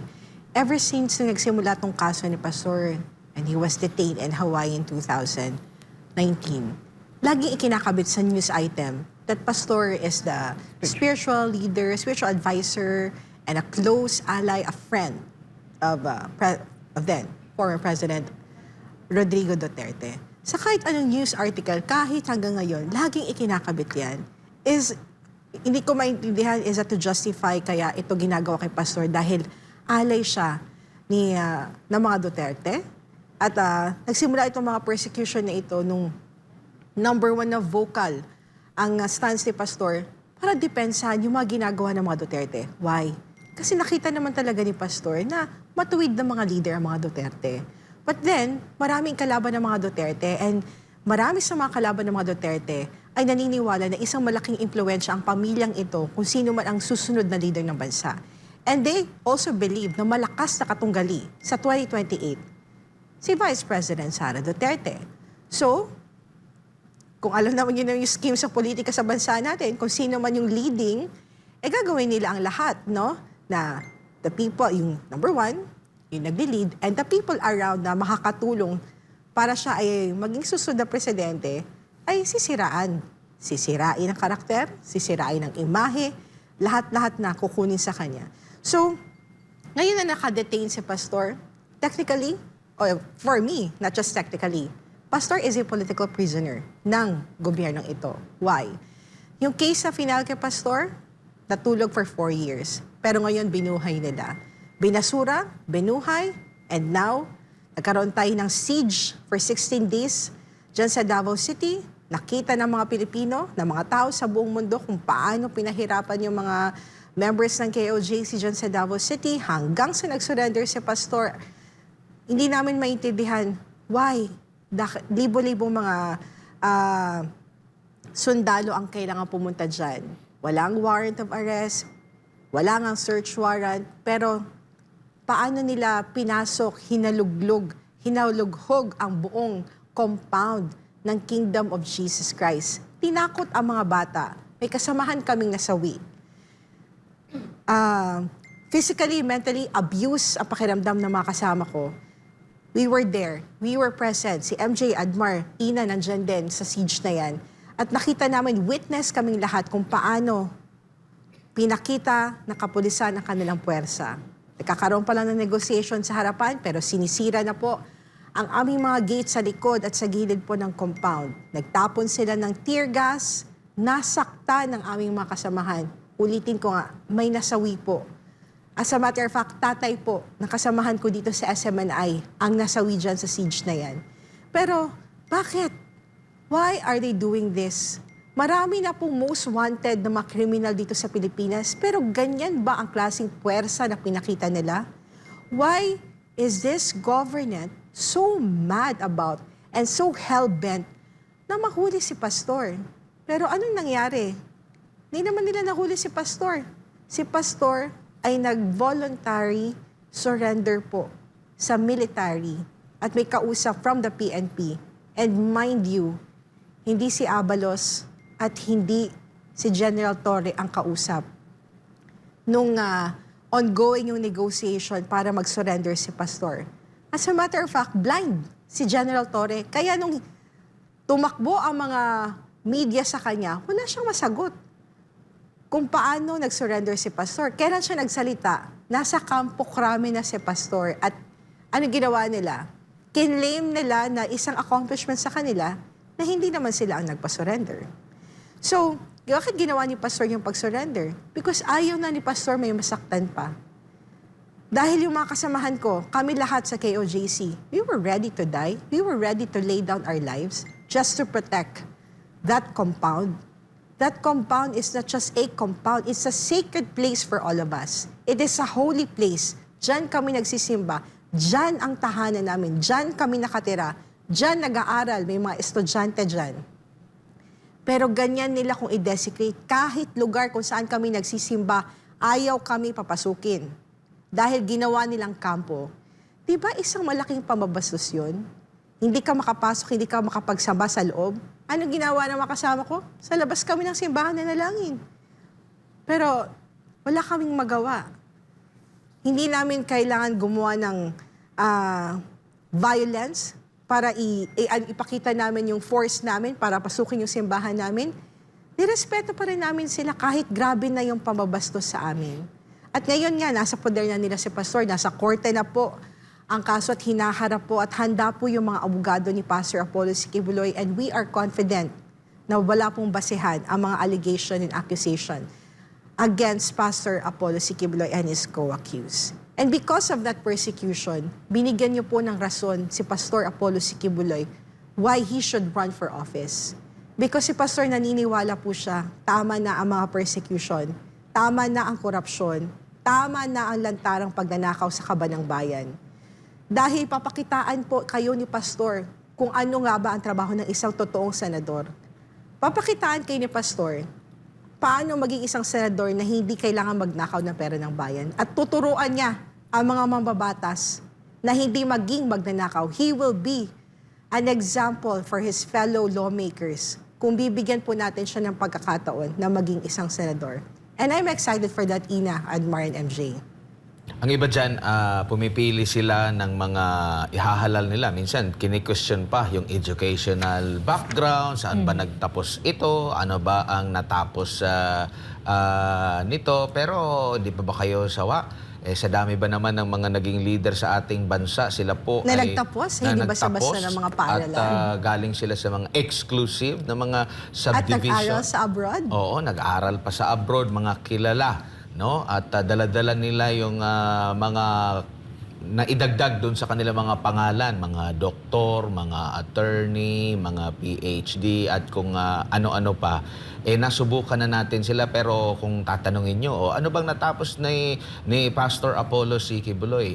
Parang mali ata yan. Mas maganda itanong, ano ba ang natutunan? Ano ba natutunan ng mga politikong yan na nakapag-aral sa ibang mga bansa o di kaya dito sa mga malalaki at kilalang universidad dito po sa Pilipinas? Kasi ang laging inuulit-ulit ni Pastor Jan, ano ba ang natutunan doon sa paaralan, sa kolehiyo o kung saan man nag-aral? Simpleng-simple lang sasabihin ni Pastor Jan.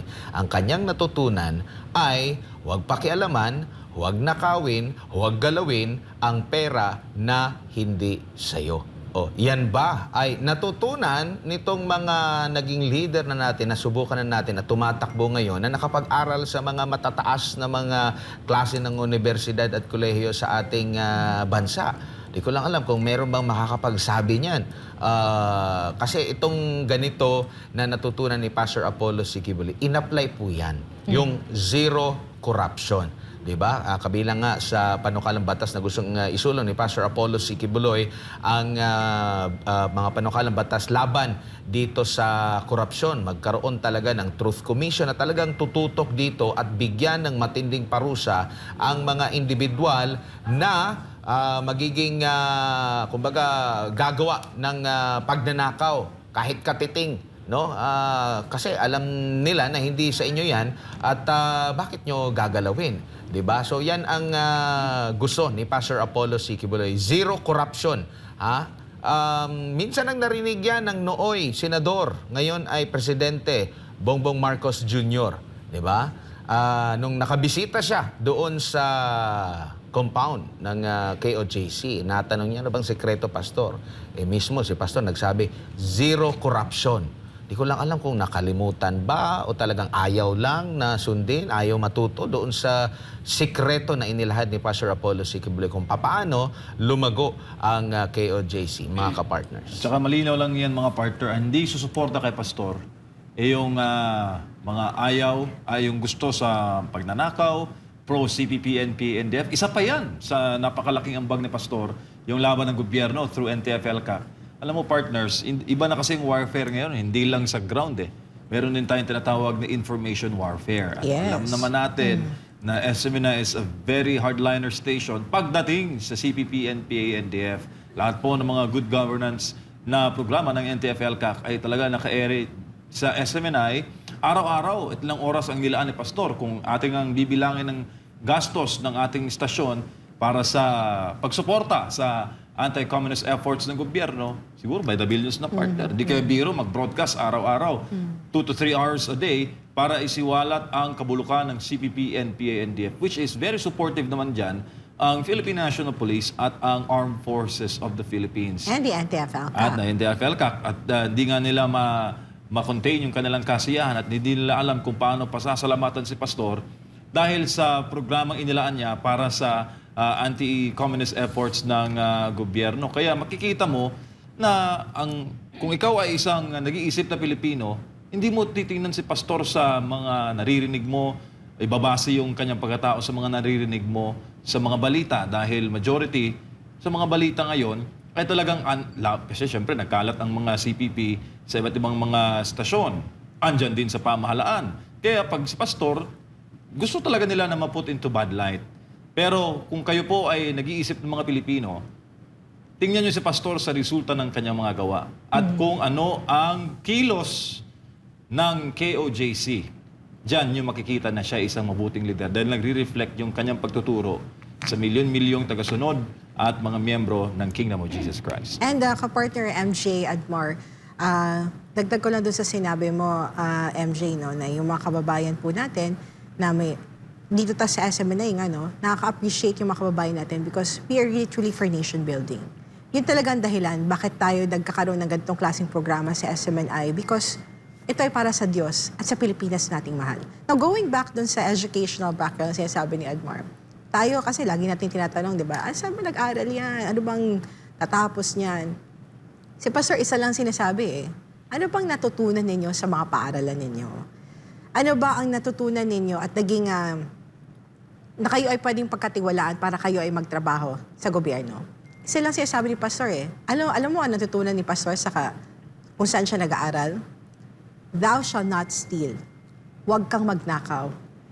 Si Pastor, hindi lang niya naintindihan ang sinasabi sa Biblia na thou shall not steal dahil ginagawa niya, isinasabuhay niya at tinuturo niya ito sa lahat ng kingdom citizen. Huwag tayo magnakaw ng perang hindi atin dahil hindi mo pera yan. Kaya kung si Pastor pagkakatiwalaan nyo, tuturuan niya yung mga nasa gobyerno kung paano gamitin ang pera ng bayan. At sinasabi ko sa inyo, kung ano yung nakikita niyong wealth ngayon sa Kingdom of Jesus Christ, yung karangyaan, yung decency sa buhay, yung pamumuhay ng mga kingdom citizen, gusto din ni Pastor maging first world po ang Pilipinas. Dahil sa Kingdom of Jesus Christ, kaya na sinasabi at napapansin ng mga hindi taga-KOJC that the Kingdom Nation is a first world country within a third world country. Ngayon po, gusto gawin ni Pastor lumabas sa KOJC yung pagiging first world. Lahat ng Pilipino dapat makaranas because deserve natin na magkaroon ng first world country. Kayo ba, Ina? Deserve ba natin mga Pilipino magkaroon ng isang first world na pamumuhay? Sa matagal na panahon ng partner Hana, at dahil nabanggit natin itong track record na ni Pastor, di ba? Kasi kung pag-uusapan yan, meron na po. No, hindi po politiko si Pastor, yet ganun po ang kanyang naambag sa ating bayan. Kung sa ay may balls, di ba? Na lumaban talaga sa totoong kalaban ng Pilipinas, at na-mention to kanina sa laban kontra CPP, NP, NDF. Nasa matagal na panahon, hindi po yan talaga kinaya ng ating gobyerno na wala kasing matapang talagang tumaya. At si Pastor di po siya nag-atubili na itaya po ang SMNI, kasama po ang ating mga kapartner na talagang gustong kumawala ang ating bayan mula sa mga makaliwang grupo sa ideolohiya na nakakasira po sa ating bayan. Kaya lang masakit talaga ang nangyari sa pagpasok ng administrasyong ito dahil tila talaga nag-iba ang ihip ng panahon na yung mga dating kaibigan natin na talagang kasama natin dito ay iba na rin ang nakanilang naging takbo. Pero si Pastor consistent po siya sa kanyang prinsipyo, alam niya po ang kanyang tinatayuan at yan po ang deserve ng bawat Pilipino na hindi po magbabago kahit ano pa pong sama ang ibato sa iyo, pero yung prinsipyo mo sa paglilingkod, sa pagiging matapat, sa iyong plano, sa iyong vision para sa iyong bansa ay hindi po yan nagmamaliw. Nakikita po ninyo kahit na kabi-kabila po ang paninira, akusasyon kay Pastor, pero lagi lang pinapakita ni Pastor ang kanyang kabutihan sa atin. 'Di ba? Busy si Pastor magplano para sa ating bayan, hindi po siya bitter. 'Di ba? Sige, usapin niyo sa legal, yan yung gagawin nating mga abogado. Pero ito mga kababayan, bibigay ko, yung sinasabi ni Pastor, yung aking natutunan, yung aking naging experience sa pagtatayo ng KOJC na panahon na i-level up natin ito para maranasan ng bawat Pilipino yung pamumuhay namin dito sa KOJC. At lalo na po na tayo biniyayaan ng napakagandang natural resources.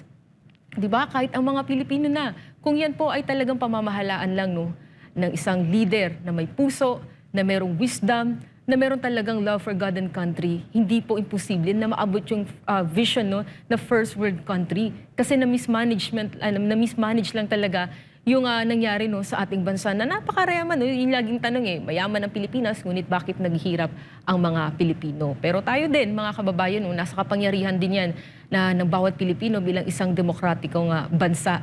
At inuulit-ulit po natin to na tayo nagluklok sa ating mga pinuno, tayo rin may kapangyarihan, ito'y bawiin sa kanila at pumili muli ng isang leader na magtatama ng mga maling nangyari po sa mga nakarang administrasyon. Ayun. At tayo po dito tayo sa SMNI, we are for nation building because we love this country and we want yung karangyaan na para sa lahat ng Pilipino. Dapat dito sinasabing magkaroon ng marangya Tayo ay gusto natin nagkaroon ng disenteng pamumuhay. At tandaan niyo po, si Pastor kapag nabigyan po ng pagkakataon sa Senado, number 1 po si Pastor kalaban ng mga korap. Pangalawa, siya po ay magiging tagapagtanggol, magiging boses po ng mga inaapi. At pangatlo, siya po ay tagapangalaga ng kalikasan.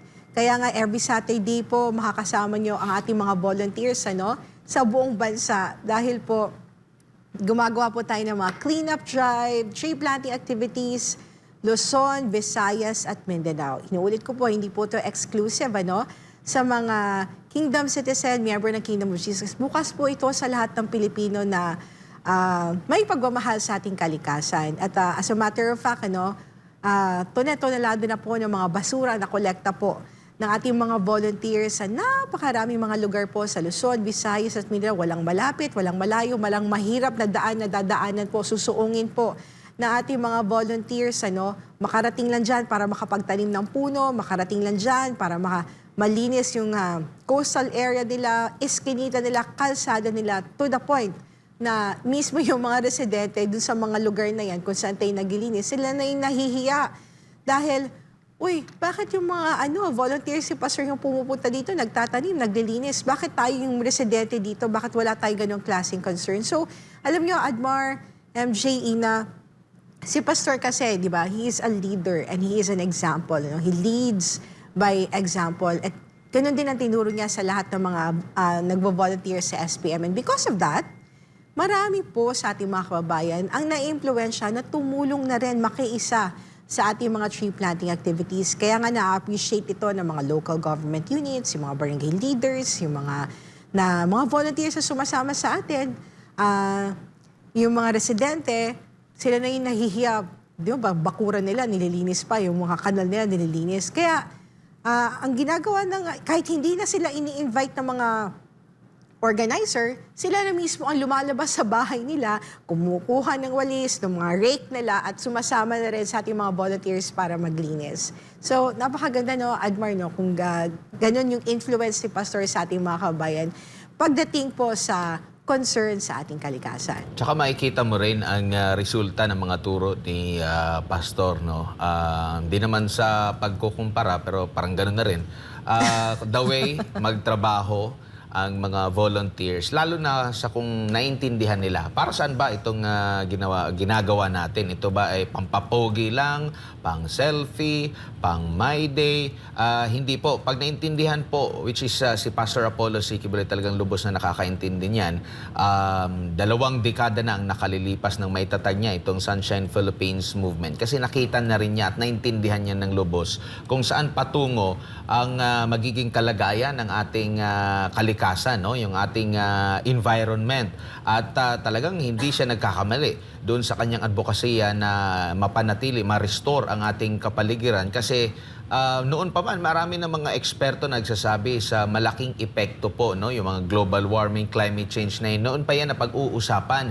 At noon pa man, bata pa tayo, ay itinuturo na po sa atin kung paano, ano ba ang resulta sa pangangalaga sa ating kalikasan. Yung pagtatanim ng mga punong kahoy, yung paglilinis sa mga estero, yung mga clean-up drive, alam na natin nung mga bata pa tayo, dahil naituturo din ito sa mga paaralan, kung ano yung mga purpose nito. At kung lubos mong maintindihan at kung ikaw ay nangangalaga, kumbaga ikaw ay mayroong pagmamahal sa ating kalikasan at nakikita mo, may malaking posibleng epekto pala ito sa sandaling abusuhin natin ito. Halimbawa, yung pagpuputol po ng mga punong kahoy. Kitang-kita at alam na natin na talagang nagkukos ito ng baha kasi wala nang sisip-sip doon sa mga tubig na sobra-sobra dala po ng mga pag-ulan, pati yung mga pagguho po ng lupa, ay wala nang hahawak doon sa mga lupa na yan.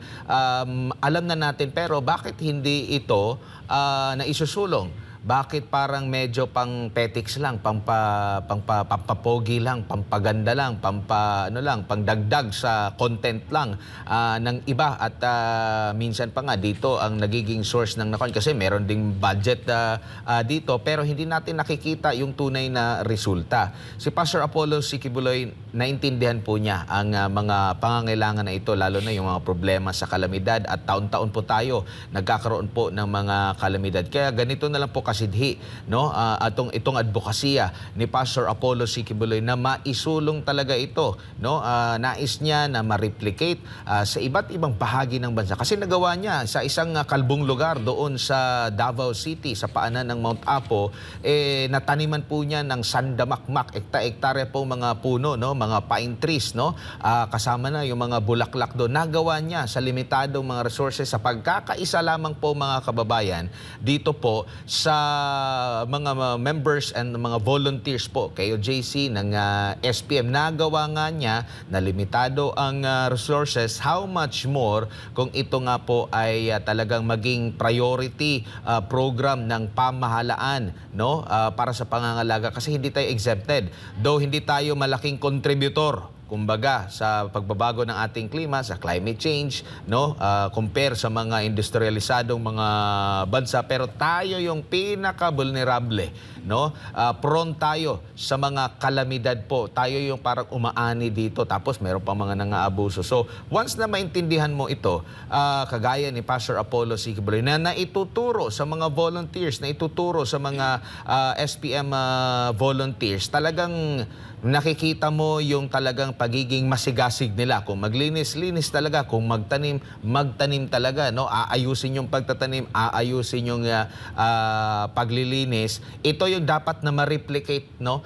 Sa bawat isa po sa atin, maisulong bawat barangay, bawat purok, barangay, syudad, bayan, munisipalidad, lalawigan, mga rehiyon sa buong bansa. At alam naman po natin ang magiging resulta kung ito po ay ating susuportahan. So ganito po masigasig si Pastor. Ito yung epekto ni Pastor Apollo C. Quiboloy at napakakailangan natin ito lalo na sa mga panahong kasalukuyan, mga kapartner. Alam mo, Admar, ito in 2019 karoon ng incident doon sa Amerika when Pastor was na-detained doon sa Hawaii, no? And because of that, Admar, Ina, kung maalala natin yung nangyari doon. Ngayon naman may isang not natural occurrence, matinding fire sa California. Can you explain it, Admar? Okay. Dekada 90 pa nang mag-umpisa ang tawag nito, ang gawain ng KOJC, no, sa Amerika. No, 90s pa po mga kapartner, mga 1990 or 1991. Ay talagang napuntahan na ng KOJC sa pangunguna ni Pastor Apollo C. Quiboloy ang Amerika po, ang Estados Unidos. Kasi nga po, hindi naman po para sa mga Pilipino lang yung mga salita ng lahat po, lahat ng lahi, hindi lang mga Pilipino, lahat ng mga tao sa buong mundo, kailangan po ng mga salita ng ating makapangyarihang Ama. Makatutulong ito hindi lang sa kanilang spiritual transformation, pati sa kanilang moral, no? Maging mabuting tao sa pangkalahatan po, no? So sa mahabang panahon, dekada po, siguro nasa mga 3 dekada na po na nag-umpisa yung gawain ng KOJC po dyan. Walang ibang ginawa si Pastor Apollo C. Quiboloy, kundi suyurin sa abot ng makakaya, sa abot ng mga resources, ang mga lugar dyan po sa bansang Amerika. Umaabot pa nga sa punto, sabi nga ni Pastor doon sa kanyang preaching, 3 times a year pumupunta ang si Pastor, nangyarihang Ama. Gumagastos po ang kingdom, yung sakripisyo, di ba? Kasi kung 3 times a year yan, so lahat ng mga season na pupuntahan talaga, no? May malamig, mainit, at kung ano-ano pang mga panahon dyan sa Amerika. Tinitiis po ito, no? Kasi mga halos karamihan po sa mga crusaders po, kasama ni Pastor, mga ano yan, mga Pilipino, hindi po tayo sanay sa iba't ibang mga ano, kasi 2 lang po yung alam natin na panahon talaga dito sa Pilipinas. So, yung total adjustment talagang ginawa, sakripisyo, para lang sa mga kaluluwa ng mga tao na maabot yung mga turo, mga salita ng ating makapangyarihang Ama. So gumagastos po every now and then sa pagrenta pa lang sa mga gamit, sa venue, sa mga production team para makapag-live sa buong mundo, real time na live talaga, no, para makasabay din yung iba't ibang mga kapatiran ng KOJC, and at the same time doon sa mga Amerikano na syempre hindi naman sila makakapunta doon sa mismong venue, nagre-renta ng sandamakmak na mga sasakyan, mga vans. Sinusundo sila, tapos sinahatid din sila pauwi. At after ng panambahan, meron pang banquet, meron pang pagkain, libre sila. Kumbaga, ang kanilang kailangan lang talaga doon is makinig sa mga salita ng Ama. Yun lang talaga yung ano doon, para at least hindi na sila mag-alala, ano yung sasakyan nila, ano yung oras, ano yung mga pagkain nila. Talagang ginawa yun ni Pastor Apollo C. Quiboloy para purely ang pakikinig lang talaga, maibahagi itong mga salita ng ating makapangyarihang Ama. Maliban pa dito sa mga extension ng pag-ibig ni Pastor Apollo C. Quiboloy, kindness no ni Pastor Apollo C. Quiboloy, hindi rin nakaligtas ang mga nangangailangan dyan sa Amerika, Yes. mga kapuspalan natin sa Amerika, dahil hindi po ibig sabihin na Estados Unidos, ang isip kasi natin, first world country, maraming mga mayaman, hindi po. Meron din Marami pong din. mga, na mga Totoo. nangangailangan, mga kabataan po. Kaya pati sila po ay pinuntahan at binigyan din po ng tulong, tinulungan ni Pastor Apollo C. Quiboloy. So ganito po ang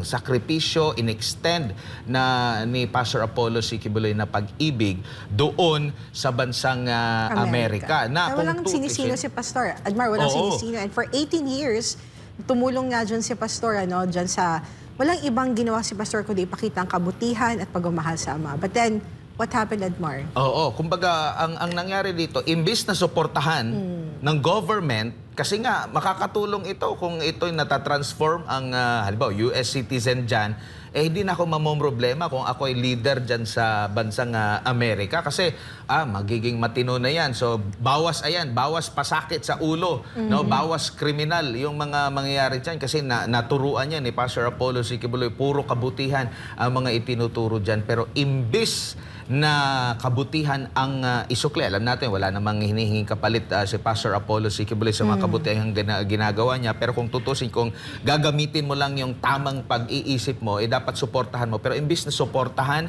itong magandang gawain ni Pastor Apollo C. Quiboloy, kabaliktaran po ang nangyari, kasi sa isang simpleng mga paninira lamang, akusasyon, gawa-gawang mga kwento, biruin mo isang makapangyarihang bansa nakinig sa isang gawa-gawang kwento at akusasyon, bigla na lang pong iba ang tingin nila kay Pastor Apollo C. Quiboloy. So, nakinig sila sa chismis, partner. Nakinig sila sa chismis. lang. Nabudol Chismis. din sila. Nabudol din sila. Nagoyo. Pero, sabi, di ba, what you saw is what you reap. Si Pastor, wala siya ibang itinanim doon kundi pagmamahal at kabutihan.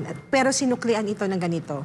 Now, ano na ngayon ang nire-reap ng Amerika with that sa ginawa nila kay Pastor? We would like to invite all our viewers na pakinggan po itong sinabi po ni Pastor. I had a revelation where I told you all I saw America burning. But few days ago, I saw my dream came true. That all of the town was raised down to the ground. It was like an apocalyptic, like somebody threw an atomic bomb. Apocalyptical. This is not a wildfire. Yan po yung bahagi po ng sinabi po ni Pastor Apollo C. Quiboloy, patungkol dyan sa... Kasi ngayon ang Amerika, Agmar, dyan, particularly sa California, for how many days na, hindi nila alam kung ano yung cause ng sunog nila. And that revelation of Pastor was how many years ago pa? And then it was revealed in 2022 ng Ama sa kanya. Why? Because of the injustice na naranasan ni Pastor. And maybe hindi maintindihan ng mga kababayan natin, why is Pastor having this kind of revelation? But lagi po nating tatandaan, sabi nga, kung ano yung tinanim natin, yan ang aanihin natin. So if you are sowing injustice, talagang magkakaroon din ng judgment sa mga lugar, sa mga tao kung saan nagbibigay kayo ng injustice, lalong-lalo na sa mga taong katulad ni Pastor. Bakit? Sino ba si Pastor? Hindi namin sinisino-sino lang si Pastor. Si Pastor is a holy man. He is a man of God. Dahil wala siyang ibang ginawa dyan sa Amerika, kundi ituro ang kalooban ng Ama, ituro sa mga kababayan ninyo dyan sa Amerika, simple lang, ang mag-repent. No? I-dethrone sa buhay ng tao ang kanyang sariling will, kundi gawin na ang kalooban ng Ama. Simple kung sabihin, pero mahirap gawin yan sa mga taong hindi ganun ang commitment in terms sa pagbabago. And sina Admar, sina MJ, sina Ina, kami lahat nakilala namin si Pastor. And yes, we are proud kingdom citizen. And Kami po ang ilan lamang sa milyong-milyong buhay na nabago po sa preaching po ni Pastor Apollo C. Quiboloy. At tinatayuan namin ang prinsipyo ni Pastor, tinatayuan namin yung mga pagtuturo ni Pastor. Dahil si Pastor, kapag tinuro niya ang isang bagay, isinasabuhay niya. And when he says, kapag sinabi ni Pastor na kalooban ng Ama ang masusunod, kalooban talaga ng Ama ang sinusunod ni Pastor at tinuturo niya sa lahat. At anong mali doon? At bakit ba sinisiraan si Pastor? Kina-character assassinate siya, sinisira ang kanyang puri para hindi siya paniwalaan ng mga tao. Bakit? Isipin ninyo ang taong nagtuturo ng righteousness, sinisira ang kanyang character para hindi siya paniwalaan. Bakit ginagawa yan ng mga tao? People who are jealous of the success na na-achieve ni Pastor, people who are jealous sa wealth na nakikita nila sa kingdom of Jesus Christ, people na gustong pumalit kay Pastor Apollo C. Quiboloy, sila po ang nasa likod ng mga paninira na yan. But I'm sorry, ilan lang po sila na naninira kay Pastor? Milyong-milyon po kami ng mga kingdom citizen. And even those who are not members of the kingdom of Jesus Christ, they are vouching for Pastor's character na hindi po siya rapist, hindi po siya human trafficker, gaya po ng pinipaint ng mga kalaban niya, ng mga kritiko niya, ng mga naninira sa kanya. And we are confident, and our legal team sa Amerika, dito sa Pilipinas, confident po kami na kaya pong depensahan ni Pastor ang kanyang sarili at mananalo po siya sa korte. Tsaka mga partner, ang hirap din kasi sa US, one-sided masyado. At nakita nila si Pastor na kompetensya dahil alam naman natin na maraming mega churches sa US. Naglalakihan ng mga simbahan doon. And imagine a Filipino preacher thriving and giving people hope sa US na mismong dapat trabaho ng kanilang mga simbahan doon. Binabago yung buhay ng mga puti, ng mga itim, ng mga Latino, ng mga Asian American at lahat po ng mga tumatanggap sa mensahe ng pagbabago ni Pastor Apollo. So imbis na makita siya as partner dahil ang finished product ay law-abiding citizens, nakita po ng US na ay, iba to, kompetensya to. Hindi dapat pwede mangyari to. Merong isang Pilipino na sa matagal na panahon, ang tingin natin ay mga alila, nasa ating ilalim lang at ating mga utusan, mismo nagbabago sa buhay ng ating mga kababayang Amerikano.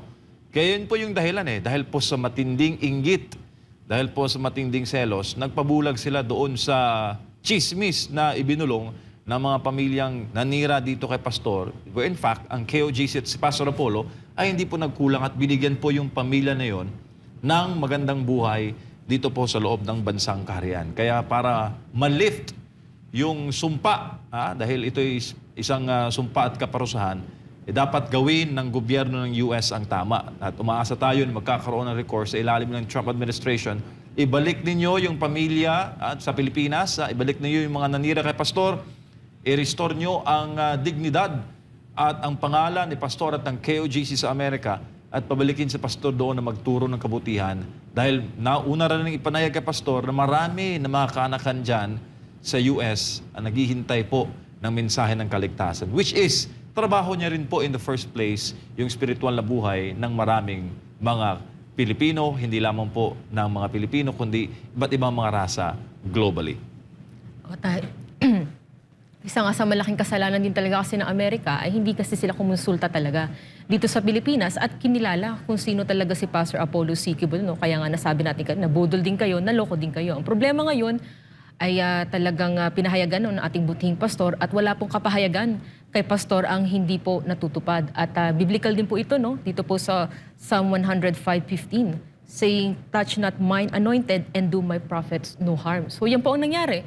Dahil ang isa pong inosenteng tao, isa pong spiritual na leader na wala po siyang ibang adhikain kundi ipalaganap po ang pangangaral po ni Jesus Christ, ganito po ang inyong ginawa sa Kanya. Kaya inulit-ulit po namin na sana ay magising po ang bansang Amerika dahil kung hindi ay magpapatuloy po ang ganyang senaryo, ang ganyang kaganapan sa inyong bansa na ito po ay hindi lang simple usapin na may climate change o aksidente lang ito. Diba? Never in the history na nangyari po sa isang makapangyarihang bansa na ganito kabilis. Diba? Ilang oras lang ay libo-libong ektarya na po ng lupa ang nasusunog at sinasabi nga no ng ating mga kapatiran doon para talagang Armageddon na ang nangyari doon. Ang impyerno daw ay naririyan no sa kanila, napapaligiran po sila ng apoy.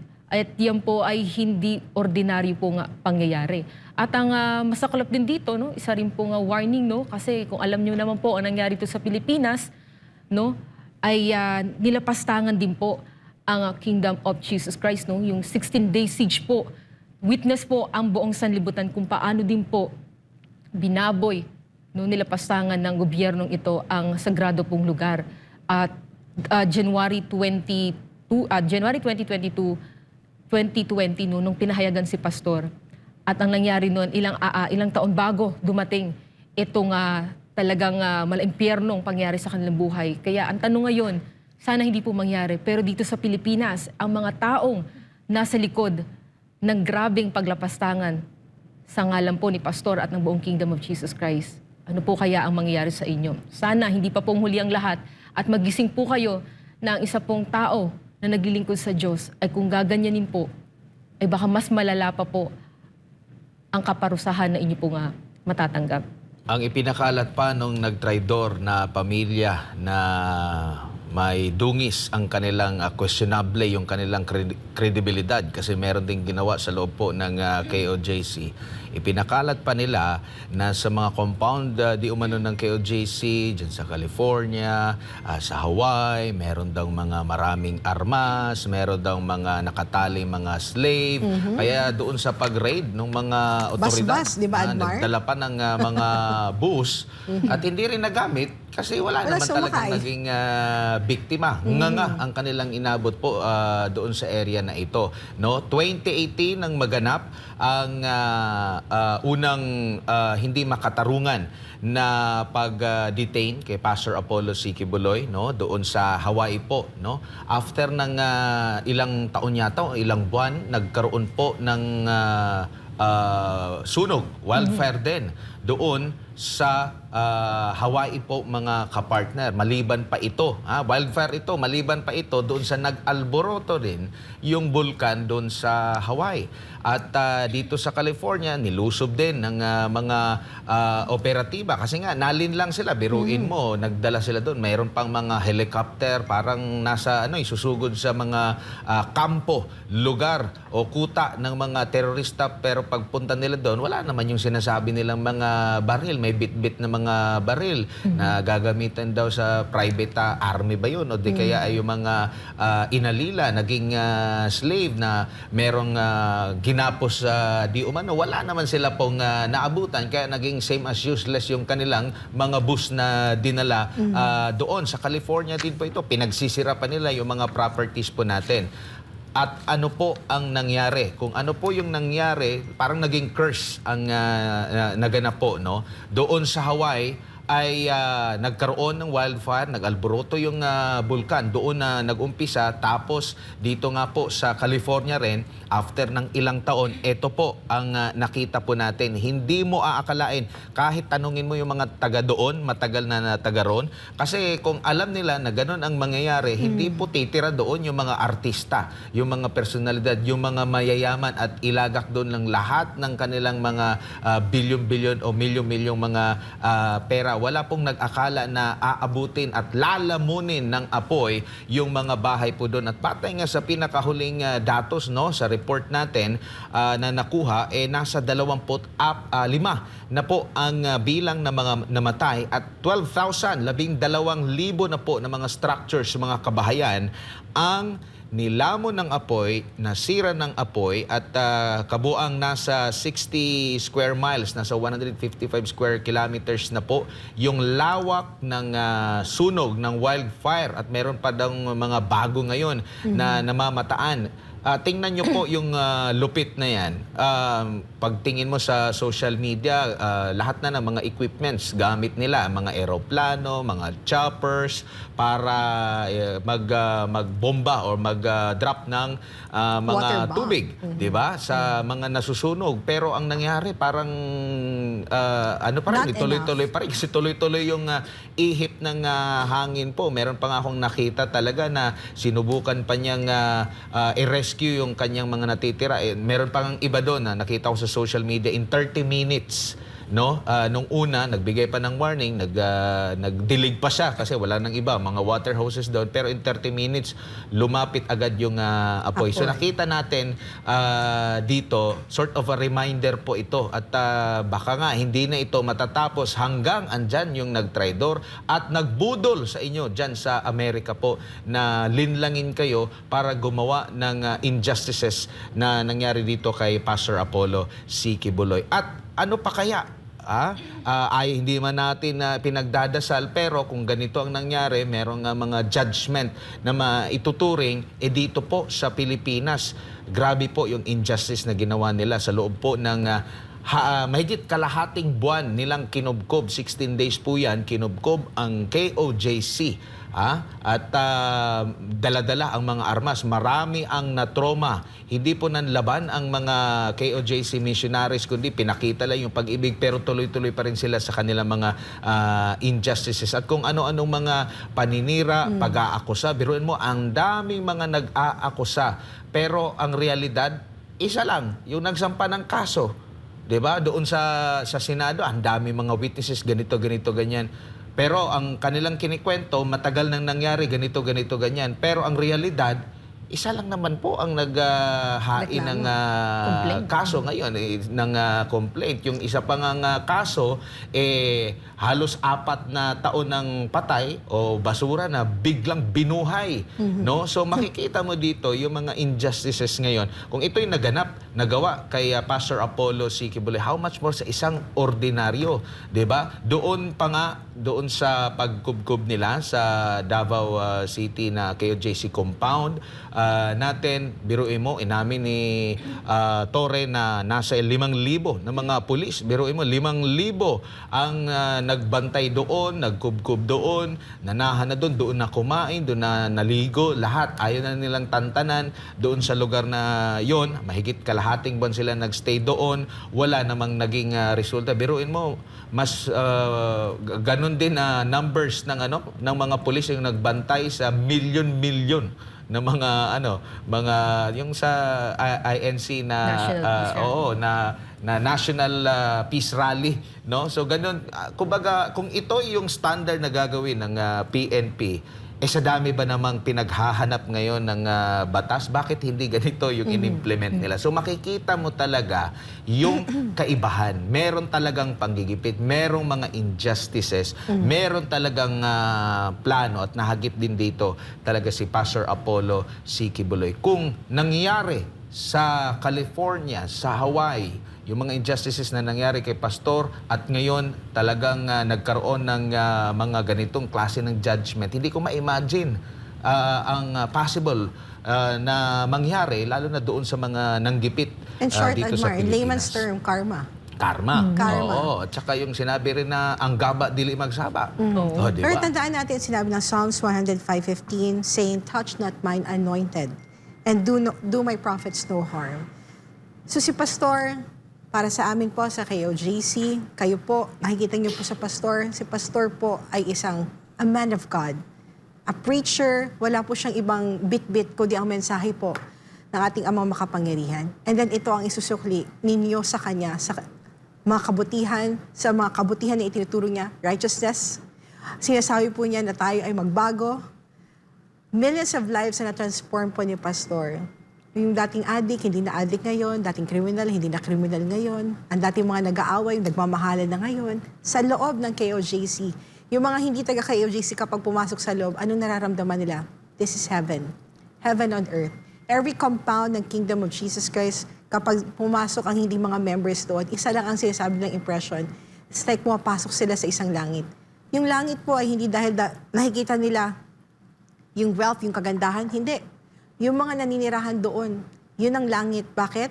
Dahil yung mga taong nakikita nila doon is a product of Pastor Apollo C. Quiboloy. Product po sila ng preaching ni Pastor. Transformed ang buhay. Nakikita po nila ang Panginoon sa bawat isang member ng Kingdom of Jesus Christ na na-transform po ang buhay.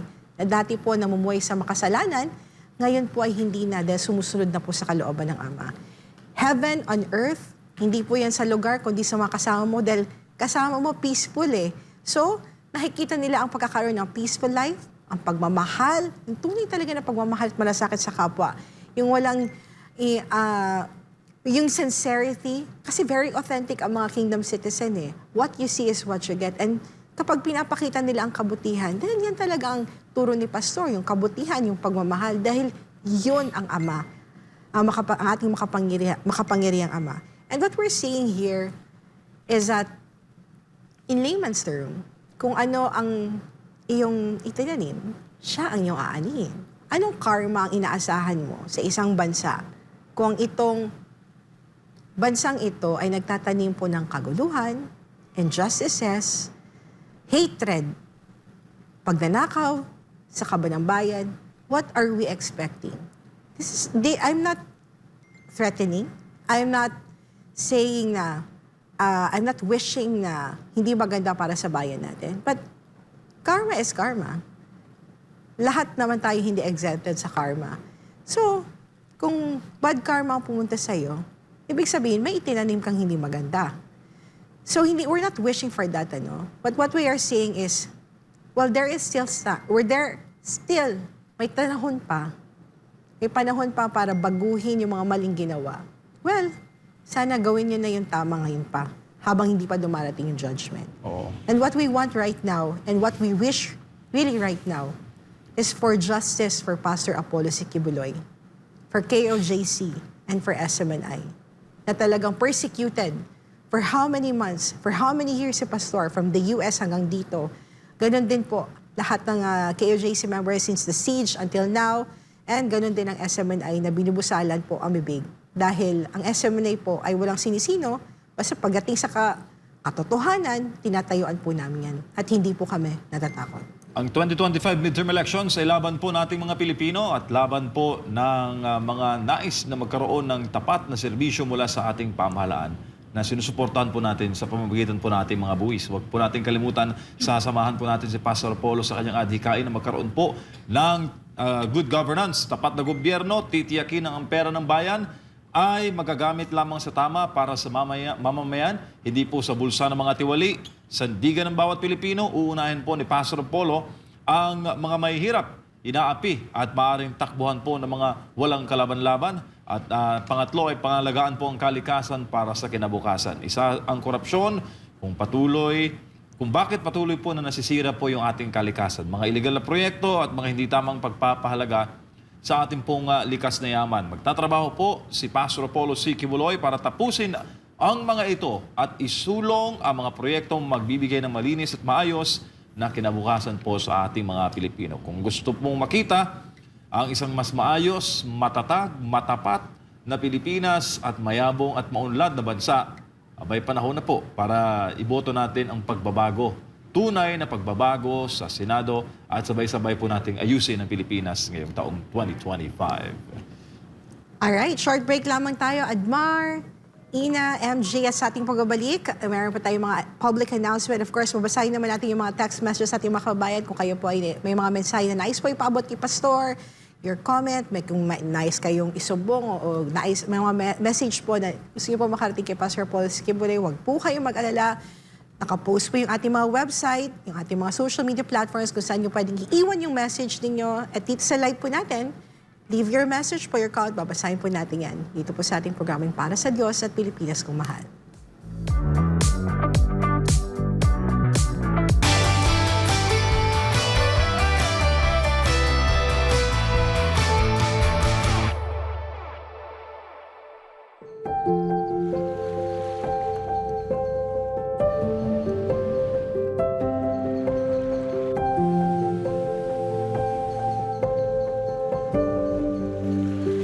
The Philippines, the nation of islands, rich in potential, but divided by distance.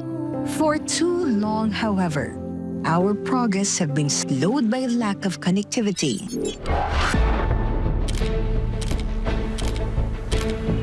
Our transportation system is falling behind. Farmers struggle to reach markets. Tourists face long journeys. Businesses are held back by inefficiencies. While former President Duterte's Build, Build, Build program improved our roads and infrastructure, much remains unfinished. What he has started laid a strong foundation. Now it must continue. Despite these dilemmas, a solution is within reach. Ang goal ko, maging first world country tayo. Without vision, people perish. Imagine a Philippines where our nation is connected, where transportation is swift, efficient, and accessible to all, where progress is no longer just a dream, but a reality for every Filipino. See it clear when the shadows are lit. I'm ready to go. So why can't we have the best infrastructure into all the world? Nandiyan sa kwarto yung blueprint ko. I have a blueprint for the Philippines. From Luzon, Visayas, and Mindanao, interconnectivity. So follow me. I'm ready to go. Introducing the National Superhighway System, a visionary plan to connect Luzon, Visayas, and Mindanao like never before. A modern transportation network that will revolutionize the way we live, work, and travel. It's not about constructing roads and trains. It's about building greater opportunities for ordinary Juans, for farmers to bring their goods to markets faster, for businesses to grow and thrive, for tourists to explore the beauty of the Philippines with ease. With the National Superhighway System, we will create 10 million jobs. It's not just a promise, but a concrete solution to connect every Filipino, uplift our economy, and build a brighter future for our nation. Is it an impossible dream? Not to Pastor. Sabi ni Pastor, yes, it's doable. May nakausap na po si Pastor. Ready na si Pastor. He's not just only planning. He's not just visualizing it, but he is already talking to someone who was able to do it before na in their country. Pag si Pastor ang nagsabi, talagang gagawin at gagawin niya.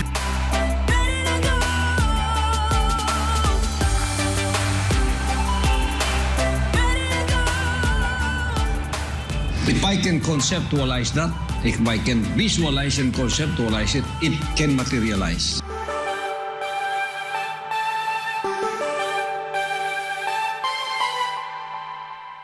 Pastor is a reservoir ng maraming alam sa buhay. Pastor is a very keen observer sa buhay ng tao. Very bright. He would be an asset to the country.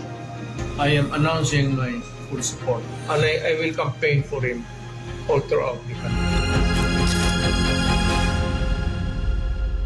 Mga kababayan, supportahan natin si Pastor Apollo Kibuloy para sa kanyang mga pangarap para lumanda at mulambo ang atong ang nasod.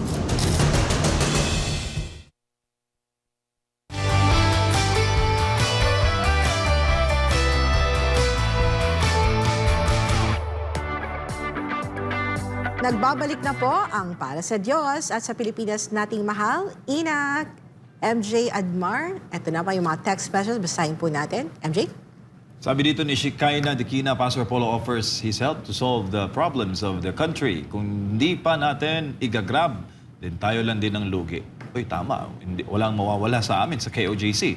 Pero mawawalan kayo ng malaking chance na magkaroon ng leader na talagang magkakaroon ng pagbabago, magdudulot ng pagbabago sa Senado. He don't need to do this actually kasi mahal na mahal ni Pastor Apollo kami mga taga KOJC. But because of the rampant corruption, Pastor Apollo willingly offered himself to the Philippines para sa tunay na nation building number 52 sa Balota. Sabi naman dito ni Ina, si Pastor Apollo ang totoong may solusyon, subok na subok sa matagal na panahon sa KOJC. Panahon na upang ang buong Pilipinas naman ang makaranas ng tapat na pamamahala, walang bahid ng korupsyon, number 52 sa Senado.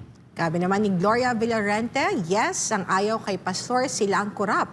Kaming mga taong bayan na hirap sa buhay dahil sa pagnanakaw nila. Gusto namin si Pastor, iboboto namin siya. Tulad kay Tatay Digong, maraming galit na galit kasi sila ang kasabwat sa drugs at sila'y mga adik. Kaya taong mga gustong mailigtas ang ating mga anak at apo. Piliin natin ng mabuti ang iboboto natin. Sabi naman ni Words That Matter, Pastor Apollo truly has a heart for the Filipino people. Imagine he has thought all of these, even he was oppressed and injustice has been done to him. Salute to you, sir. You deserve my vote. Even I am not part of your congregation. I have seen how you have helped thousands of destitute children through your humanitarian activities. Now I understand why KOJC members love you so much. Thank you for loving this country.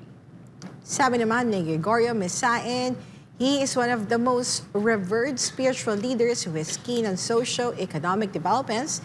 He seems to be expert on peace and order, disaster preparedness, community development. KOJC is a model under his leadership and spiritual guidance. Allegation against this person may be rooted from individual or groups who are angry of his advocacies and envy his accomplishments, charisma, and popularity. So much as he is running for government office, which may make him a sure winner. He deserves consideration more than other candidates, most especially the perennial ones who have done nothing but to deceive and receive or steal government funds. For how many terms? Voters, wake up for a real change in running our government for our best interests. Let's shift from barkada mentality to objective thinking and voting for better change in governance. He can be an author of urgent and relevant laws that will propel countries' prosperity.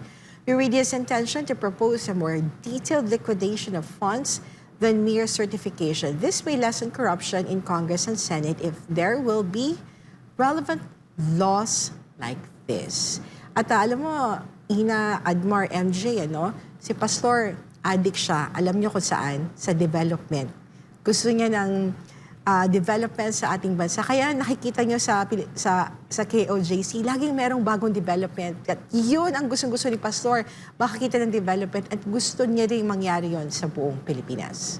Admar, meron tayong special announcement? At syempre, isa po si Pastor Apollo C. Kibuloy sa mga tumatakbo sa pagka-senador, no? Number 52 pa nga siya sa balota. Sa darating po na 2025 midterm elections. Pero ano ba, threaten na ba talaga ito? Lalo na kasi ang matatakot lang kay Pastor Apollo C. Kibuloy yung mga gumagawa ng mali, yung mga abusado, lalo na yung mga korap. Biruin mo, zero corruption, isa po sa mga nagsusulong. Talagang matinding nagsusulong sa zero corruption po itong si Pastor Apollo C. Kibuloy. At meron ng mga gumagawa ng mga propaganda, mga black propaganda po laban sa ating butihing pastor. Actually, kagabi, nung nakapareho namin sa Attorney Israelito Torion, talagang nagbigay din siya ng mga warning laban dito sa mga gumagawa ng masama laban dito kay Pastor Apollo C. Kibuloy. At ang pinaka-latest po nga ngayon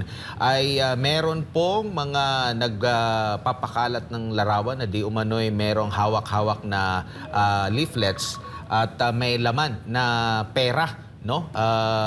Doon sa leaflet, biruin mo ang parang ipinapakalat pa na parang vote buying ba, 'di ba? Kaaga-aga. Panahon pa ng hindi pa nga panahon ng campaign period kung gumawa na sila ng black propaganda ang aga-aga.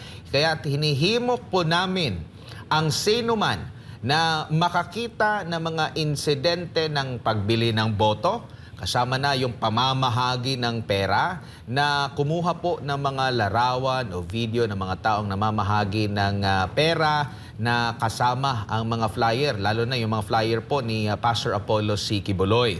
Mangyaring sundan sila, itala ang kanilang pangalan, detalye ng kanilang pagkakakilanlan, at agad na iulat ang mga aktibidad na ito sa headquarters po ng ni Pastor Apollo C. Kibuloy sa numero naka-flash sa inyong screen, 0956-045-3291. O di kayo pumunta agad sa pinakamalapit na himpilan o istasyon ng pulisya o PNP o di kayo sa National Bureau of Investigation at pwede niyong tawagan o kontakin yung hotline number ng NBI na 8523 8231 hanggang 38. Ulitin lang natin, 8523-8231 hanggang 38 po yan mga kababayan. Kasi kumakalat ngayon yung leaflet na nandoon, nakapalaman yung pera, tapos ipagmumukha na galing ito sa kampo ni Pastor Apollo C. Kibuloy. Talagang hindi po nag-iisip talaga itong mga nasa likod na ito. Maaari ba nating maipakita yung flyer, partner Ina, yung flyer? Hindi, yung flyer na ano, ayan. Ito po yung flyer. Kung merong yung tawag nito, may kalakip na mga dyan. Wala pong perang laman yan. Ang laman po niyan, yung mahalaga pong inyong basahin. Di ba? Ang mga nakasaad dyan, yung background ni Pastor, bakit tumatakbo si Pastor. Yung sa loob nito. Oo, yung nasa loob. At wala pong perang laman yan at hindi po ganyan. No? At talagang biruin mo, hindi pa nga nag-umpisa yung sino ba naman mag-isip niya na magbibili ng boto ngayon. Para hindi po, pawang kasinungalingan po yan. Huwag po kayong maniwala dyan, lalo na kumakalat po ngayon sa social, nakatanggap tayo ng report. No? May picture, may larawan po na nakalagay, nakaipit doon yung isang pera po.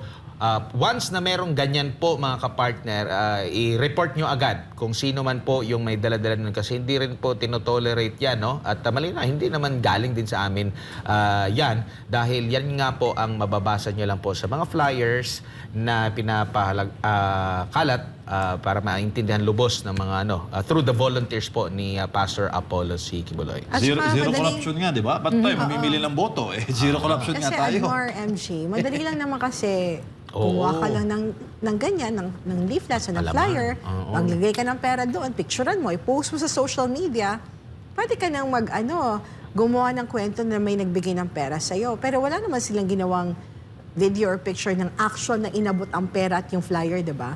Pero alam nyo, part na talaga to sa black propaganda and ini-expect na natin to Pero alam natin, hindi pa rin magwawagi ang kasamaan dahil hindi na po mauuto ang ating taong bayan nang dahil lang sa mga pinapakalat niyo sa social media. But then, nevertheless, importante pa rin yung mga itong notice to the public, mga ito kasing paalala, warning, para hindi maniwala yung ating mga kababayan. Maraming salamat po sa inyong pagsubaybay dito sa ating programa. Maraming salamat po sa pagbukas ninyo sa inyong sa pinto po ng inyong tahanan sa pamamagitan po ng programang ito. Nanonood kayo sa telebisyon, sa inyong mga cellphones, sa mga social media platform na napapanood ito ng live man or replay in behalf of Pastor Apollo C. Kibuloy as senatorial aspirant. Nagpapaabot po kami ng pasasalamat na binigyan niyo ng pagkakataon para mapakinggan po kung sino po siya, makilala niyo po siya at ang kanyang plataforma. Maraming salamat sa iyong pagsama sa amin ngayong araw ng espesyal na programa Para sa Diyos at Pilipinas kung mahal. Huwag nating kalimutan ang tunay na pagbabago ay nagsisimula sa ating mga sarili, sa ating mga puso at gawa. Sa muli, ako po si Hannah Jane Sancho. Ako naman po si Ina Mortel at hanggang sa susunod nating pagsasama, patuloy tayong maglingkod at kumilos para sa ikabubuti ng bawat Pilipino dahil ito pong ating panata. Partner Admar, Partner MJ, Partner Hannah, para sa Diyos at Pilipinas kung mahal.